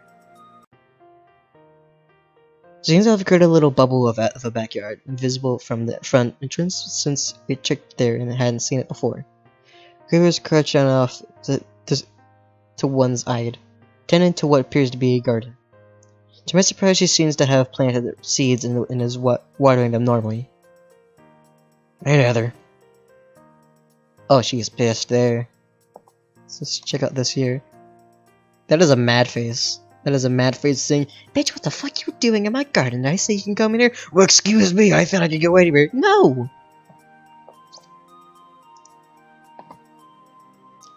She greets me with a hum, placing the watering can down and standing up, turning to face me. Good afternoon, Master. Is there something you need from me? Nah, I was mostly just checking in. Though I'm kinda surprised to see flowers here. They don't grow normally here up here, but I've created a pocket in which they can exist. I thought maybe a nice yard might be a place for you to retreat to, if you need to think. She hesitates. I should have asked first, but if you don't like it, I can easily scrap the area making something else. Heather, don't be ridiculous. It's very thoughtful of you. I like it. Thank you for coming up with it. I mean, I was surprised you're growing flowers normally. I would have thought you've just conjured them up or something. Heather looks pleased and a little embarrassed. I like the serve, Master. I'm pleased you like it. I could just conjure up some flowers and be done, but I would admit perhaps it's more for your benefit. It used to be rather tedious taking care of the house. Now you're here, however, I will put my all into it. Still, when there is downtime, I enjoy having extra activities to do. I will make time pass a bit faster. I see. Yeah, I think I can understand that. I put aside and examine this mix of soft soil and a small green stem lightly poking out of the ground. I'm sure there is a slightly godly influence at play, but I still find something rather looking forward to seeing what grows. I'm no garden expert. I never grew plants in my house. No, for fear I might accidentally grow a man-eating Venus flytrap or something like that ilk. Come to think of it, there's a plant that matches my fears right at the house's. Oh, Mr. Prickles, stop talking bad about Mr. Prickles, man. Still doesn't mind. There's only one. The ones not. These ones aren't pretty. Okay. So it seems like a perfect place to relax. Maybe I should ask Carrie to make a pool so I can even swim if her preference hits me. I know how to swim, but I've always refused to enter lakes or oceans. Since that mermaid tried to drown me. It'd be great to have a safe location to swim for once. A thought occurs to me. Do you swim, Heather? Oh, not typically, but I would join you in it if you requested it from me, Master. That sounds fun. I hate what I'm imagining. Heather picks up the watering can once more, quickly returns to watering the plants, though. Katoshi is keeping an eye on me too. There's a massive tree in the middle of the said field. Kosher poising in heavy branches set up for such a thing. That one was definitely conjured to its perfect nut to have been. I stare at it for a little while, my thoughts drifting. I don't think I've ever been quite off guard at peace. I think it only took enough getting abducted by an insane elder god of chaos for it to happen. Go figure. Eventually, I began to walk again, and my way over to the tree. I hear Heather put down the watering can, and I slow down so she can join me. Ever make something like this for someone else? No. She hesitates for a moment, but before adding, Not quite like this. Did you have previous masters? This is also met with hesitance. She gives me a small nod. Yes, however, she was not nearly as kind as you. She would rigorously scold me for having over the smallest things, strike me, push me around, insult me. I can hardly imagine what kind of entitled monster would treat Heather in such a way. That's awful. I'm sorry. It's quite alright. This is the past now. I have to serve you now, Master, and that's what I plan to do. I still don't understand it, but if it brings her peace, it gives her a sense of fulfillment. Who might have take that from her? Just know I'm grateful, okay? Even if I'm still a little confused about called Master. Would you prefer to be called something else? Whatever is most comfortable for you is fine, really. She nods, and I reach the edge of the large tree. If I glance back at Heather, I reach at the bottom branch and climb onto it. I glance back and see her remove her yellow cloak. She folds it neatly under the tree before she climbs up after me, watching my feet more than her own. She's got a foot fetish. Once we're high up enough for liking, I take a seat on a comfortable branch. Heather tests the branch before joining me, sitting a little further off to my right. If I stay on the branches until I realize it seems like there's a sun setting. I'm sure it's like a replica and a trick of the light in the bubble Heather has created, and my glance of her confirms it. Oh, she has the hood. That's a little disappointing. That's very disappointing, actually. I meant to tell Daisy about that. Either they actually did do it, or they aren't planning to do it. Because I'd actually like to see Heather without her hood, or like cloak thing, whatever that is. Well, yeah, I definitely like to see that. So yeah, I'll tell Daisy about it.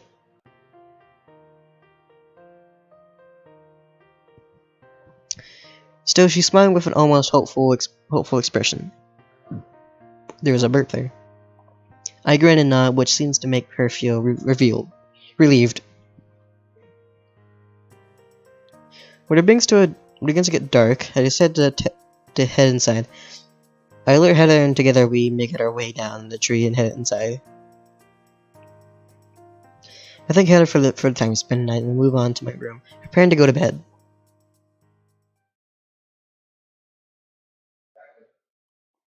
I get maybe a few hours of rest, closing my eyes and sleeping decently, dreamlessly. When I wake up, though, it's still early, just a little past 1 a.m. It's like adjusting to a new time zone in a way. Pawing lightly at my eyes, I move to the bedroom window. There's almost a chilly breeze near it, though I doubt it's truly wind or air that require an atmosphere. Still, it's cold and it doesn't feel too unpleasant. However, when I lean against the window still, I see something that catches me off guard. Oh, next character. Bagel was wrong! Bagel was wrong! I was wrong too! We were all wrong! A woman in blue and white stands facing away from the window among the clouds. Ooh, this song. What type of shoes is she wearing? Oh, she's a prisoner!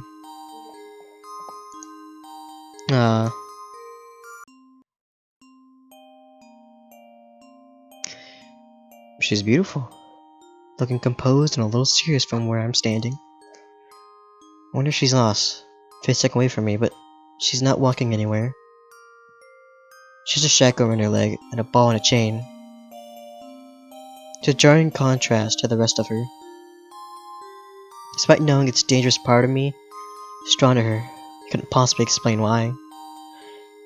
I stand and move to the front door and go to see her. She's still there when I get outside. I'm hesitant, but eventually got her the nerve to call out. Excuse me, are you alright?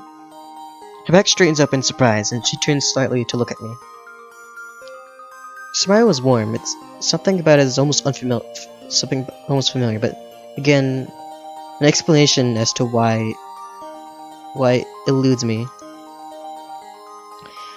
She turns to face me entirely. Something about her very presence seems mystically powerful.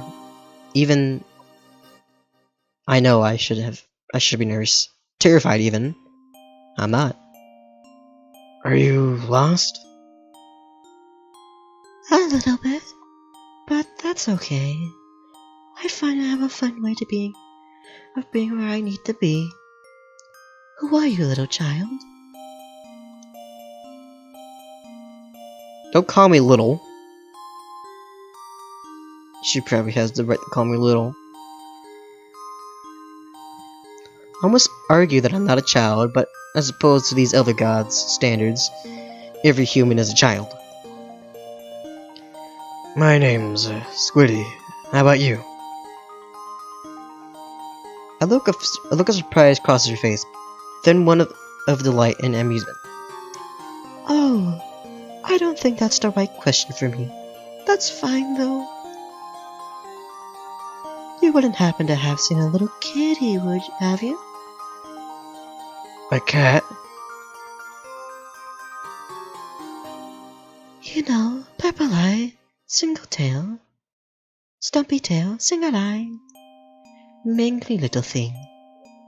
Is she talking about Nyala? Possibly she's doing it right. She's yours? I wonder how dead I'd be if Nyala heard me say that. The woman is blue. The woman in blue just giggles. Not quite.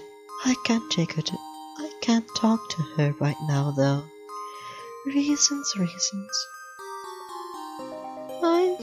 I can't do a high enough. I feel like she had that Aria voice. I could try doing the one. Not quite. I can't talk to her right now. Though reasons.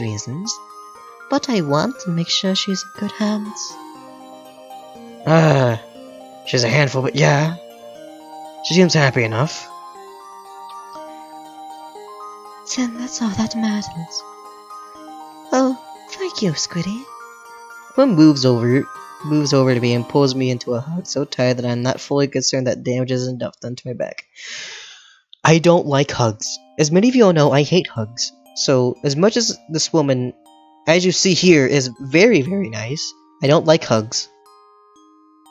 Whatsoever. No matter how fine a woman is, I hate hugs. I hate them. When she releases me, I make sure I can still move my legs, and that's my spine didn't snap during that. Really, it's no problem, and don't hug me again. I hate those things. Don't ever do it again. She giggles.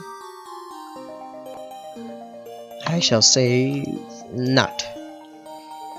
You'll be okay out here. Lost or otherwise. This place is home to me. Don't you worry about me, little one. She pinches my cheek lightly. It takes a lot of willpower not to smack her hand away. I would've. Not because she's doing anything wrong, mine just instinct. If you insist, I'm sure you're an elder god too, but do you need a drink or food before you go on your way? Oh, you're so cute. I wish I could take you with me. But you have Mrs. here, don't you? I can't interfere with that now, can I? Somehow, despite her airheaded tone of voice, there's a knowing twinkle in her eyes. No, it'll be okay, little Squiddy. I don't have anything more than what I've already gotten. That face is very nice. Those nails need to be cut. I like that bow. That's all. She ruffles my hair and beams. Pew! I can imagine laser beams come from her eyes. She even leans down and kisses the top of my head. Stop it, that's bad! She pulls away after that, though it's a split second seems as if I've forgotten I'm even there. I wonder where my feet will take me next. There's always so much to see. I don't like her. You know, with that, she has begun walking away. Confused and a bit bewildered, I watched her as she walks away until she's out of sight. What an odd woman. Quite kind, but maybe not entirely there mentally. Still a bit confused as I turn and go back inside the house. I have trouble going back to sleep. Sleep poorly though, my thoughts confused and troubled. Who's that woman anyways? It's kind of a skank. Something about her seems familiar somehow. But to save my life, I can't pinpoint why or where from. Your unanswered question haunt me, but they don't exactly scare me. Like the spirits in my house, the questions are there, and I'm not sure how to deal with it, but I'm afraid with displeasure, it doesn't bother me. She was strange, but calming. I guess wish I had got her name. She knew Nyala. Unlocked a new trophy, let's check that out. Achievements. That is this one. The unknown blue girl who can possibly say only... I know who she is. That's, I have no idea who that is. So, okay. So this is the blue girl. This is the... whichever one. That's Nyala, I think. Because that's her stuff. Or that's Nyala. These could both be Nyala. This is Heather. That's the red-haired. That's the green one. Because I flicker out of consciousness at some point. My first awakening is a false one. I can't move. I'm asleep in my bed back on Earth. There are rats on the walls, and I can hear them scratching increasingly through hidden passages in the bricks. Noah is sitting nearby, grinning at me with a mouse. I've never actually seen her expression. Still, it's not much of a stretch. I know the stories that surround this girl. She's silly at times, but possibly the most dangerous being I've ever encountered. And yet, even in my dreams, she's not a serious figure. Because before the sound of the rats becoming whirling, it stops abruptly when the woman from last night shows up. She lightly takes the purple book I originally found Nyala in and bonks her on the head with it. Nyala wails, runs to me, hugs me, and covers. She's bullying me! I wake up shortly after. Squiddy, get that skank! Oh, yeah, you agree she's a skank as well. Did she hug you? Mm-hmm. Bitch. I know, right? Heather was sitting silently at my bedside, reading a book. What the fuck you doing in my bed? She noticed immediately when I'm awake, closing the book and setting it aside. I'm pretty sure you don't know what page you have done. Fuck, he's right. Good morning, Master. Can I find the page I was on? Yeah, go ahead. We have some leftovers from breakfast yesterday. We should eat before we leave the lighthouse today. She heaves a slightly expressive sigh. Nyala insisted on coming along. I can't dissuade her, as she has a few friends at the lighthouse. You might meet them. I can't ever imagine what kind of friends Nyala would ever have. I can't imagine any friends Nyala would have. It's not like Nyala has any friends anyways. Who would want to be friends with Nyala? Sorry, Ren. I'm joking, by the way.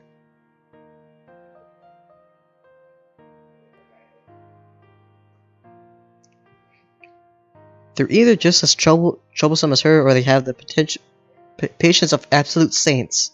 That's probably me. The former is way more likely than the latter. Still, I stand and make my way to the kitchen. Nyala is sitting at the window still, but when she sees me, she hops down and bounces over. Buggy! Hey, coming with us, huh? What's the lighthouse even like? It's a whole world located in a small pocket of Earth. Typically, lesser gods live there. There's a few odd creatures here and there that aren't gods, too. creature you describe as aliens-looking and non-human tentacled creatures. I bite my lips as I get to the as I go over to get the leftovers. Then why won't they won't be drawn to me? You're not that exciting, dummy. Ignore Nyala. The creatures there are more familiar with oddities of variety strength than anything you'd see in particular outside it. Even if you have a penchant to draw inhuman things toward you, the rest of the anomaly of activity at the lighthouse will more likely overwhelm your own personal aura. In short, you should be safe from anything that's not godly. By all means, I sure hope so. Everything's been set. We're going to get ready for you. Be ready to go when you are, Master. I'm a bit uneasy, but with Nyala and especially Heather there, everything should be fine. Right? I'm ready to go. Then let's go. Whee! Whee!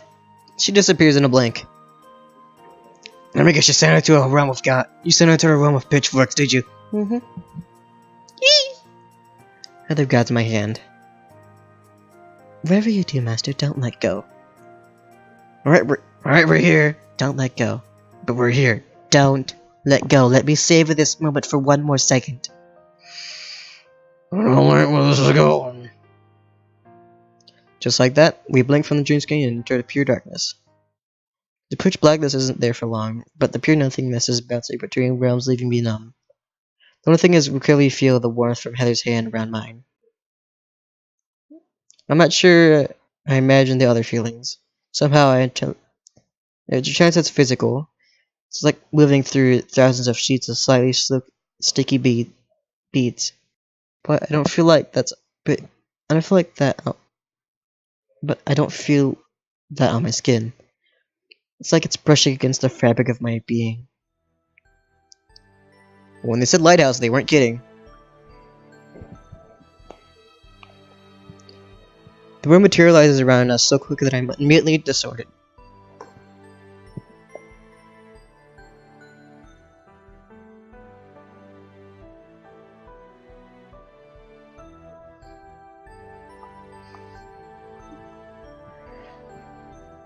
The room materializes around us so quickly that I'm immediately disoriented. Didn't notice that Heather has her arm around me around the 30 seconds after we arrive. She's still holding my hand. Nyala's laughing at me, but her voice sounds way too loud to my ears. I'm dizzy. Heather's arms are like the only thing keep me from collapsing onto a heap up on the floor. How long did that take? Didn't feel like long, but however, it also felt like days. It takes a little bit of time, but eventually I'm back on my feet. Take a few unsteady steps. My phone is at 20%. Unsteady steps before Heather was letting me go.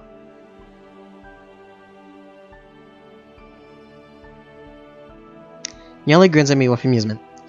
Wait until you feel the trip home. No! Well, we'll cross the bridge later. Please. Nothing like barfing and burning bridges. But I can do it. What is that? I don't know, and I don't think I feel... She dead? I hope she is. Did I vomit? Look at Heather when she shakes my head. You're just a little green. Do you want to sit down before we go anywhere else, Master? Yes, please. It's a few minutes if it's not a problem. No, there's no hurry. Boring! Let's have a seat. Despite Nyala's outburst, we all take a seat on the ground. Do you mind if I ask a few questions? Of course, go ahead. Could you tell me once more what exactly the lighthouse exactly? Of course. The lighthouse is a secret location on Earth where... Okay. Let's call it episode upon entire this room. We're sitting next to it right now, Buggy. It's just stupid, not blind. I've heard some beings need of time for their eyes to adjust to the lighthouse without a jump. Oh, so you're they're stupid and blind. I've heard some beings need some time for their eyes to adjust to the house once the time jump is made. Oh, so they're stupid and blind. Heather responds by summoning her scythe and jabbing her harshly in the stomach with the hilt. She wheezes and falls to her side. I don't feel my cat. That cough was actually hurt my throat. Maybe I should ask a different question.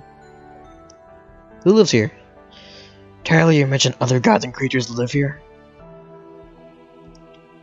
Can I get specific? Who lives here? Oh, my friend Carrie does. So does your enemy? So does your enemy, sorry. Why must you remind me of her?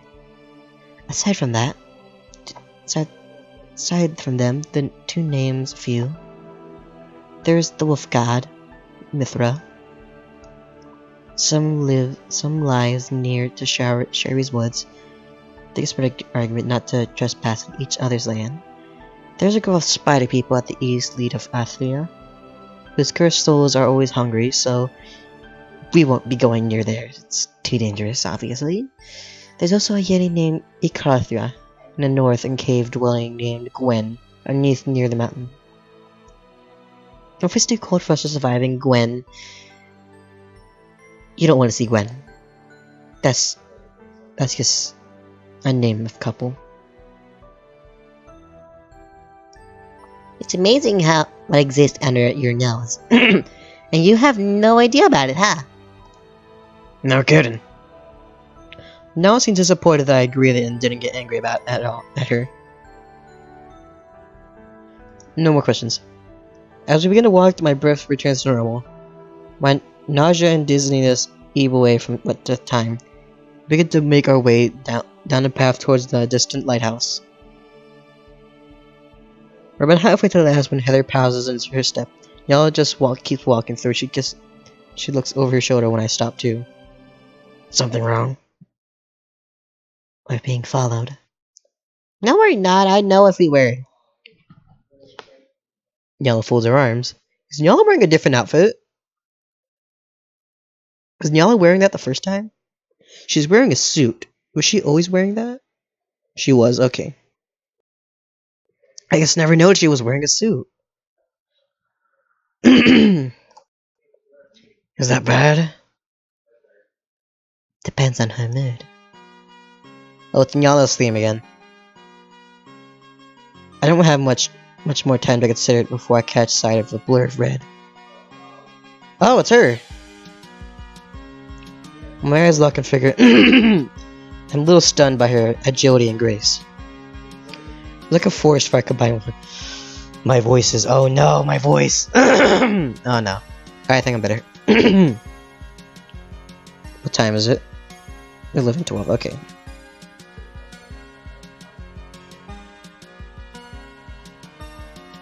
She looks like a forest fire combined with a person combined with the fire of a pouncing wolf. Just the same, that wolf seems to grip off my face. This probably isn't the first time I felt so close to death, but I think it's the first time I've seen this memorized by the predator of it. She never quite reaches me. Heather gets between us before the stranger can land her pounce on top of me. She grabs her and flings her towards Nyala. The girl redirects her energy and lands on all fours, skidding across the sand, stopping just at Nyala's feet. She quickly pulls herself to her feet, straightening her back and running ahead through her hair. Nyala is grinning. She definitely knew this girl was here and lied about it. They must be friends. Heather confirms my thoughts. Carrie, I figured as much. What voice should I give Carrie? I'm gonna give Carrie a man voice. So what do you do with it? So what do you do get a new pet or? I think it's just adopted a roach she found in the house. Carrie, this person is not a roach. This person is my master. Redhead Carrie looks a bit surprised, then just grins. Well, B, you've been looking for them since we met. Guess that's why you won't let me play with them. She tend to break everything you play with, Carrie. Heather doesn't look quite as annoyed or hateful at Carrie as she does by now, but she still doesn't look thrilled. Suppose, but could try again being gentle, you know. No. Master or otherwise, you'll never have fun. I guess I shouldn't have expected that to change. She shrugs and turns to Nyala. Thanks to cover for me, by the way. No problem. The two together seem like trouble as its finest. Heather rolls her eyes. I have business with the lighthouse, and I highly trust you to watch over my master. Master Squiddy, this way. Well, I'm bored. Guess I'm gonna go tag along. Nyala seems excited and hugs Carrie's arm. Carrie grins in a way I can only describe as cocky. So she looks over at me with a with a critical eye for a moment. She doesn't say anything, just it's pretty obvious that she thinks a little of me. I bet she's kind of like the kind who I will step on you because that's what you're into, you little scum. And the guy's like, no, I'm not into any of that shit. Just be quiet, you know you're into it. I hold her gaze for a few seconds before turning to Heather and moving to walk with her. Nyala and Carrie back us up. They chat a little as they walk, but things I don't really understand and care about. Still Carrie and Nyala before are competitive with each other, even in speech. When we're closer, Carrie challenges Nyala to a foot race. They're both off before Heather and I can comment. Heather is as stone-faced as ever, but I can sense waves of annoyance emanating from her. Those two seem exhausting. I was gonna say like a handful, but I suppose that's the same thing. She doesn't want to interrupt me usually, so I can tell she can tell she's tense. I put my hand on her shoulder. She looks at me and manages the smallest of smiles. It's truly wonderful to have you here, Master. It's wonderful to be here with you.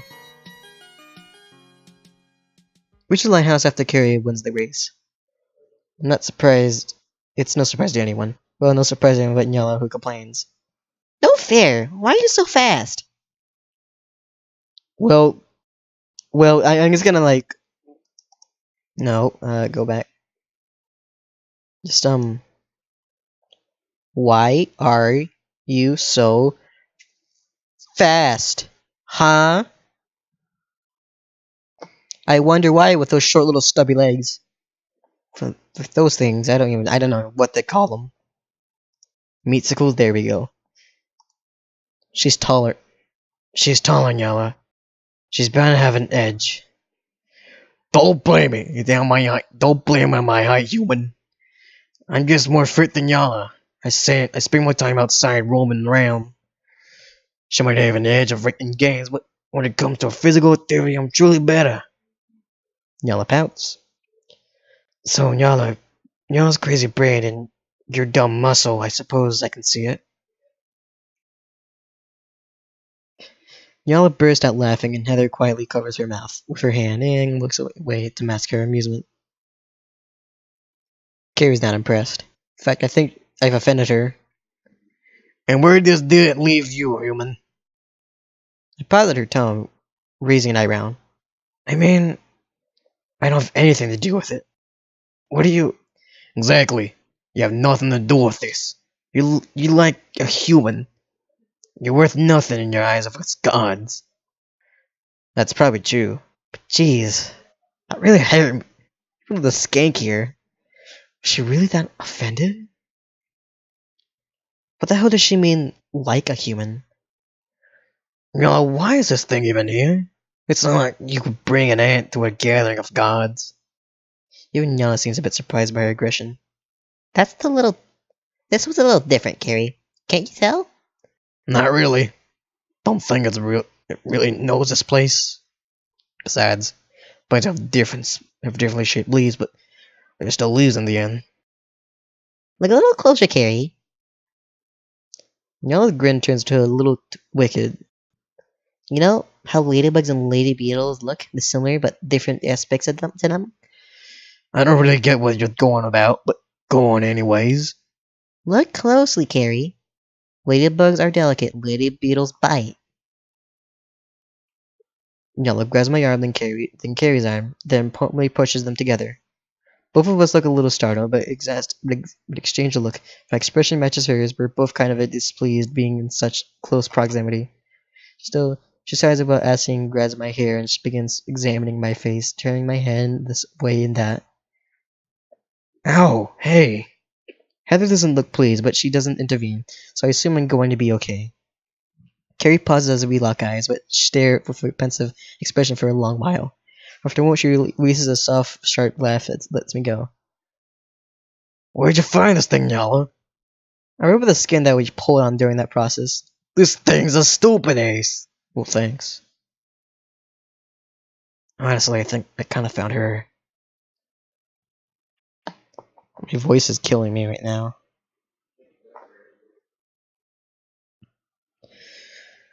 She was in a book in my library. I'm going to save here. No. Okay, hold up.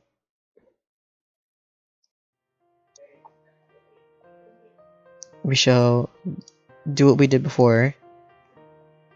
So if I'm skipping the stuff.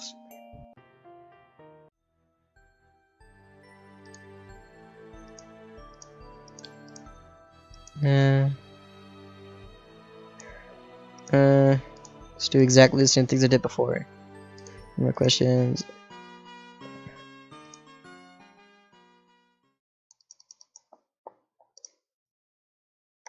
Alright, alright, so save here. Save, you sure want to write your save? Yes. Okay. Yeah, F. It's a good thing it's so fast. She was in a book in my library. Is that so? She still seems a little disbandful. It's like the difference between being nothing and being something unpleasant. Now seems content though, so you say. If you do, idiots are done. If you do, idiots are done. That is very, very, very true. Her look finally cuts in, her expression serious. I have business here. You're being disruptive. Nyala opens her mouth, but Carrie speaks first. Yeah, let's head inside, shall we? Honestly, no. The whole conversation has left my mood sour. I have questions again regarding what they're talking about, but I know they wouldn't give me a straight answer if I asked. Plus, I don't like Carrie. Somehow I find her even less unpleasant, though, than I found Nyala when we first met. I'm sure the coincidence from the weird creatures around me, but something about her especially rubs me the wrong way. Especially since she's definitely rubbing me the wrong way. I'm sure I might end up get used to her if I spend time around her like Nyala. But right now, I need to lose this bitter taste in my mouth. Let them be alone. It's okay, if I stay outside, Heather, you three go on. Heather glances at me in surprise, but seeming to understand quickly. Nyala doesn't quite seem to understand Carrie, but doesn't seem to really care one way or another. Very well, stay out here until we return. Most connected to you, Master, so don't worry about being in danger. If anything comes to you, I will be back in an instant. Thanks, Heather. With that, the trio heads into the lighthouse. I watch them desperately before getting to sit in front of the lighthouse. What the hell was Nyala talking about back then? Not from the first time I wondered why it drew this to me like this. Something about it brought me here. It's more pleasant than most of my life experience, but still leaves just as many unanswered questions for me to as if it always does. As this time, I'm not bored with it. It has some time since I felt any emotions attached to any situation or to anything I've run into. It's exciting and even kind of fun, but brings a lot of old negative feelings back with it too. I'm used to not feeling them. That I'm not sure what to do with them now that they're back. I go restless, deciding to go down the hill and walk by the water. What ocean this would not even count as. It's deep dark blue. It's beautiful, but there's something about it that's just mysterious as the rest of this place. I find myself sitting there for a while, like some time. I'm not sure what Heather's doing, but appreciate the time as it takes such as I curse it. I need some time to think, but stewing in my thoughts also isn't really good for me. After a moment, though, I glimpse something odd in the corner of my eye. Something green. Is it Carolina? What with that little green thing on shore? Occurs to me that approaching it seems to be dangerous, but hey, they will come here if anything dangerous is close, so it can't be that, right? Can't be that, right? Staying quietly approaching the green jelly thing on the sand. And when I'm close enough, it suddenly pops up from the ground and the little wings attached to its head. Oh! That's this. So, okay, it is Carolina.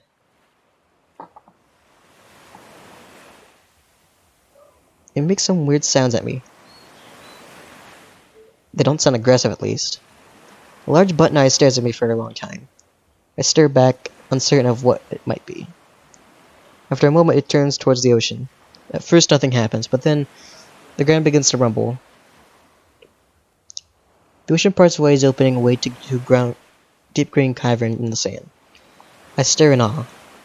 The green creature quietly flutters down towards the new chasm, but before disappearing from sight, it turns slowly and looks at me. Even with its button eyes, I see acceptance. It wants me to follow, but I don't want to.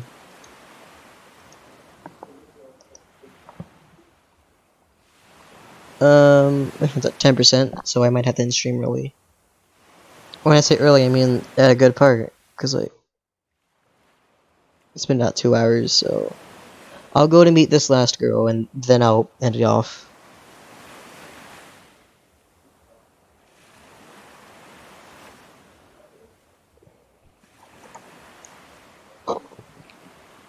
Look to the lighthouse on the Heather hasn't shown up yet. Maybe it's safe or not, but I've dealt with memories and they're cracking before. I'm not worried about the mermaids. Stealing myself, nod to the creature and begin to follow it. Amidst the light sounding chirp. When I catch it up to it, it slowly guides me down the chasm. It's a long way down into the water. Soon the edges of the chasm changes from water to a tall pillars and ancient stone. The two rooms that holds a mysterious green glow. It smells of salt water and moss. Yet there's something slightly accurate about it too. At the bottom of the ascending walkway is an opening. It's marked with a tentacle like symbols at the top. It's almost like green floating things can sense my unease. It lands gently on my shoulder and chirps at me, fortunately monitoring with its wings to keep going. Would it be dangerous to pet it? Well, it's already on my shoulder. Guess I'm trouble either way. Put my hand on its head. It feels kind of like smooth rubber. It lets out a snuff noise and presses onto my hand. I don't know what it wants from me exactly. Once I reach the main entrance, it leaps off my shoulder and flies in through the opening.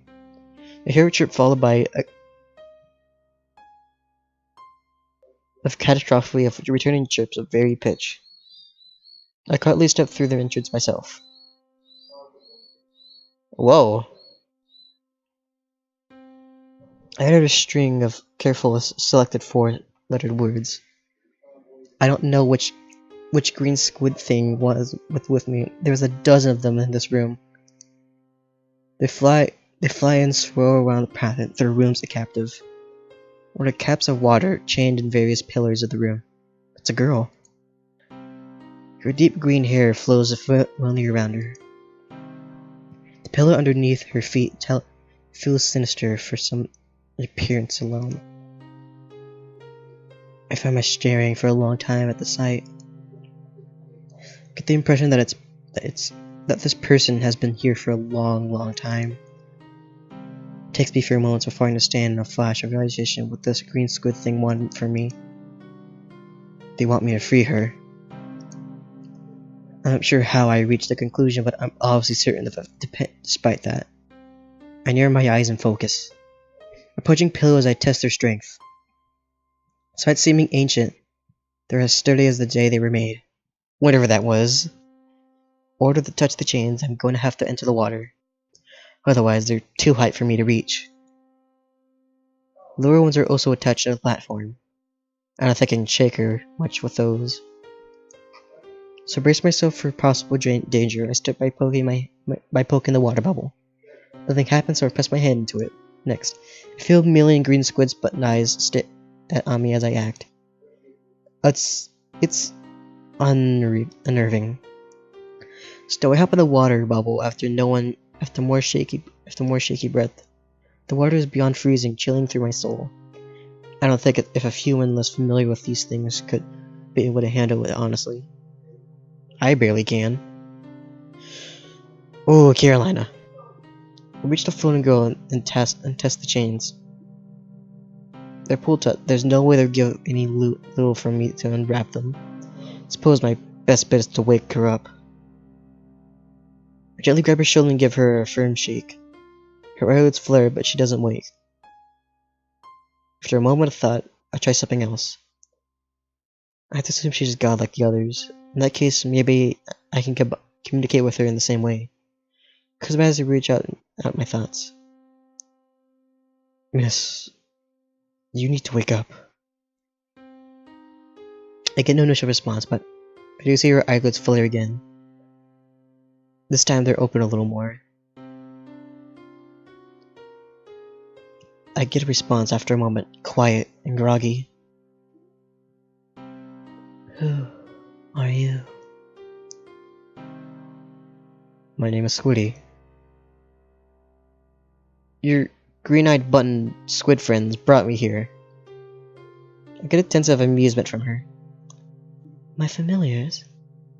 Yes.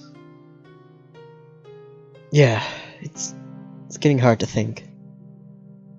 This water is cold. I suppose. Then that it's time I woke up. Her eyes calmly open. I glance to the left, then to the right, then she almost cautiously gives the chains one momentous pull. So that the pillows cave on themselves from the sheer power the girl has applied to her shackles. The squids, her familiar, begin to go absolutely wild. I can't hear them from in here, but I can see it. It's really wildly, and I can only imagine the sounds they make. They float out the chamber as they construct entirely of the pieces begin to flare from the now fallen pillars. The girl looks at me and wraps her arms around me as the bubble drops to the ground, dropping us both on the platform. I try to catch my breath and the cold sudden vanish, leaving my body feeling like it's burning. She doesn't bother with the chain. She just holds me slightly in her as tears down off all her familiars. My head swims and I don't know exactly where I am or where do we go. But when I finally able to focus again, we're back in the black of the sea of the beach. This girl with the green hair is crouched down on one side of me. On the other side, uh-oh, I'm fucked. I am extremely fucked up. Uh-oh.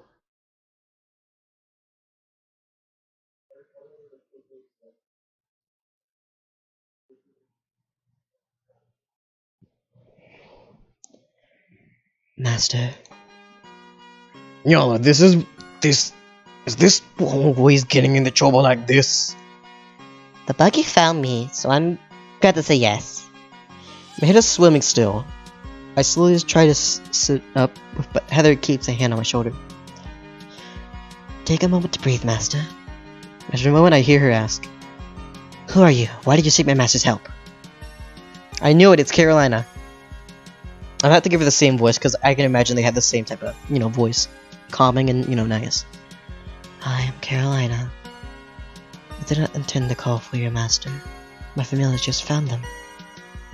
I choked out a laugh. My lungs hurt. It's my bad. I don't really regret it, though. I looked at Carolina. I attempted to smile. Are you okay? Her Carolina burst out and laughed nearby. Heather offers me a fond smile. I am alright. better off than you. Master, I implore you not to go reckless into the future. I might have been able to get you out of time, but other gods are involved. I understand. Sorry. I'm not used to having anyone care whether I live or die, to be honest. Perhaps I should have been so careless. Still, I looked at Carolina. The expression is hard to read, but I'm grateful that she cared enough to get me out of there. Thanks.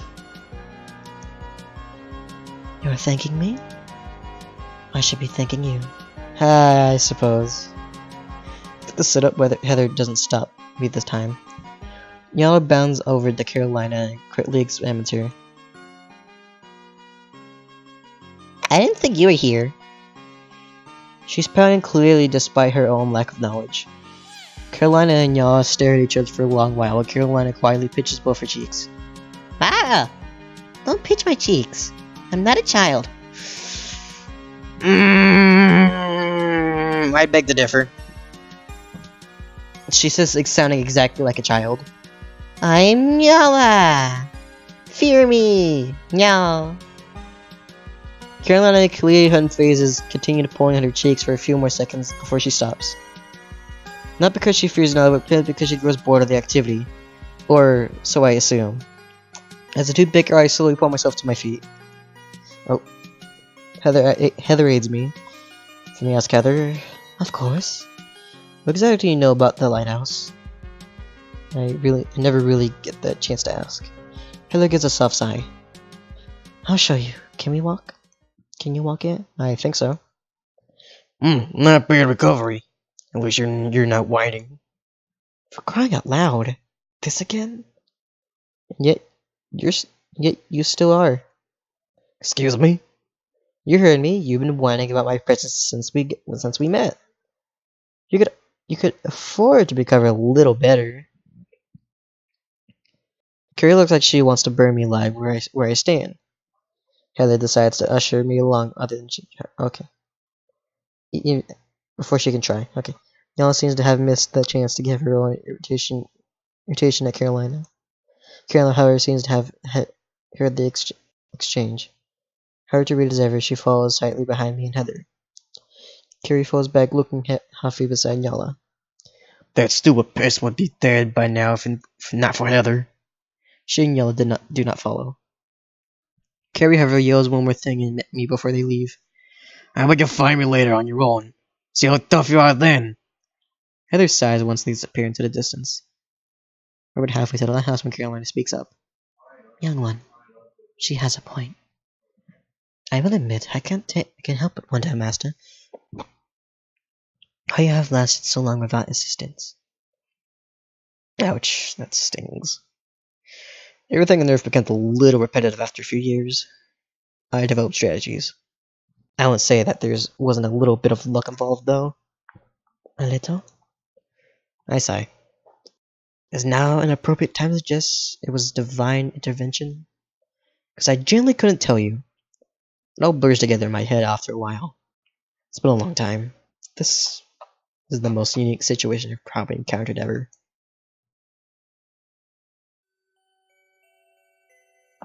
Alright, and there we're going to end it off.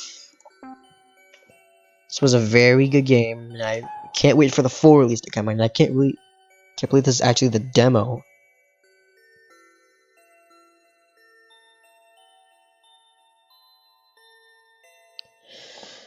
So yeah, if you guys like this, just do what you want. Just make sure you join the Discord, by the way. It's a very fun place to be. You can also go talk to the creator who's also there if I can get her to talk more in the chats, but yeah. Thank you for coming and hope you have a nice day or afternoon. Anyways, see you.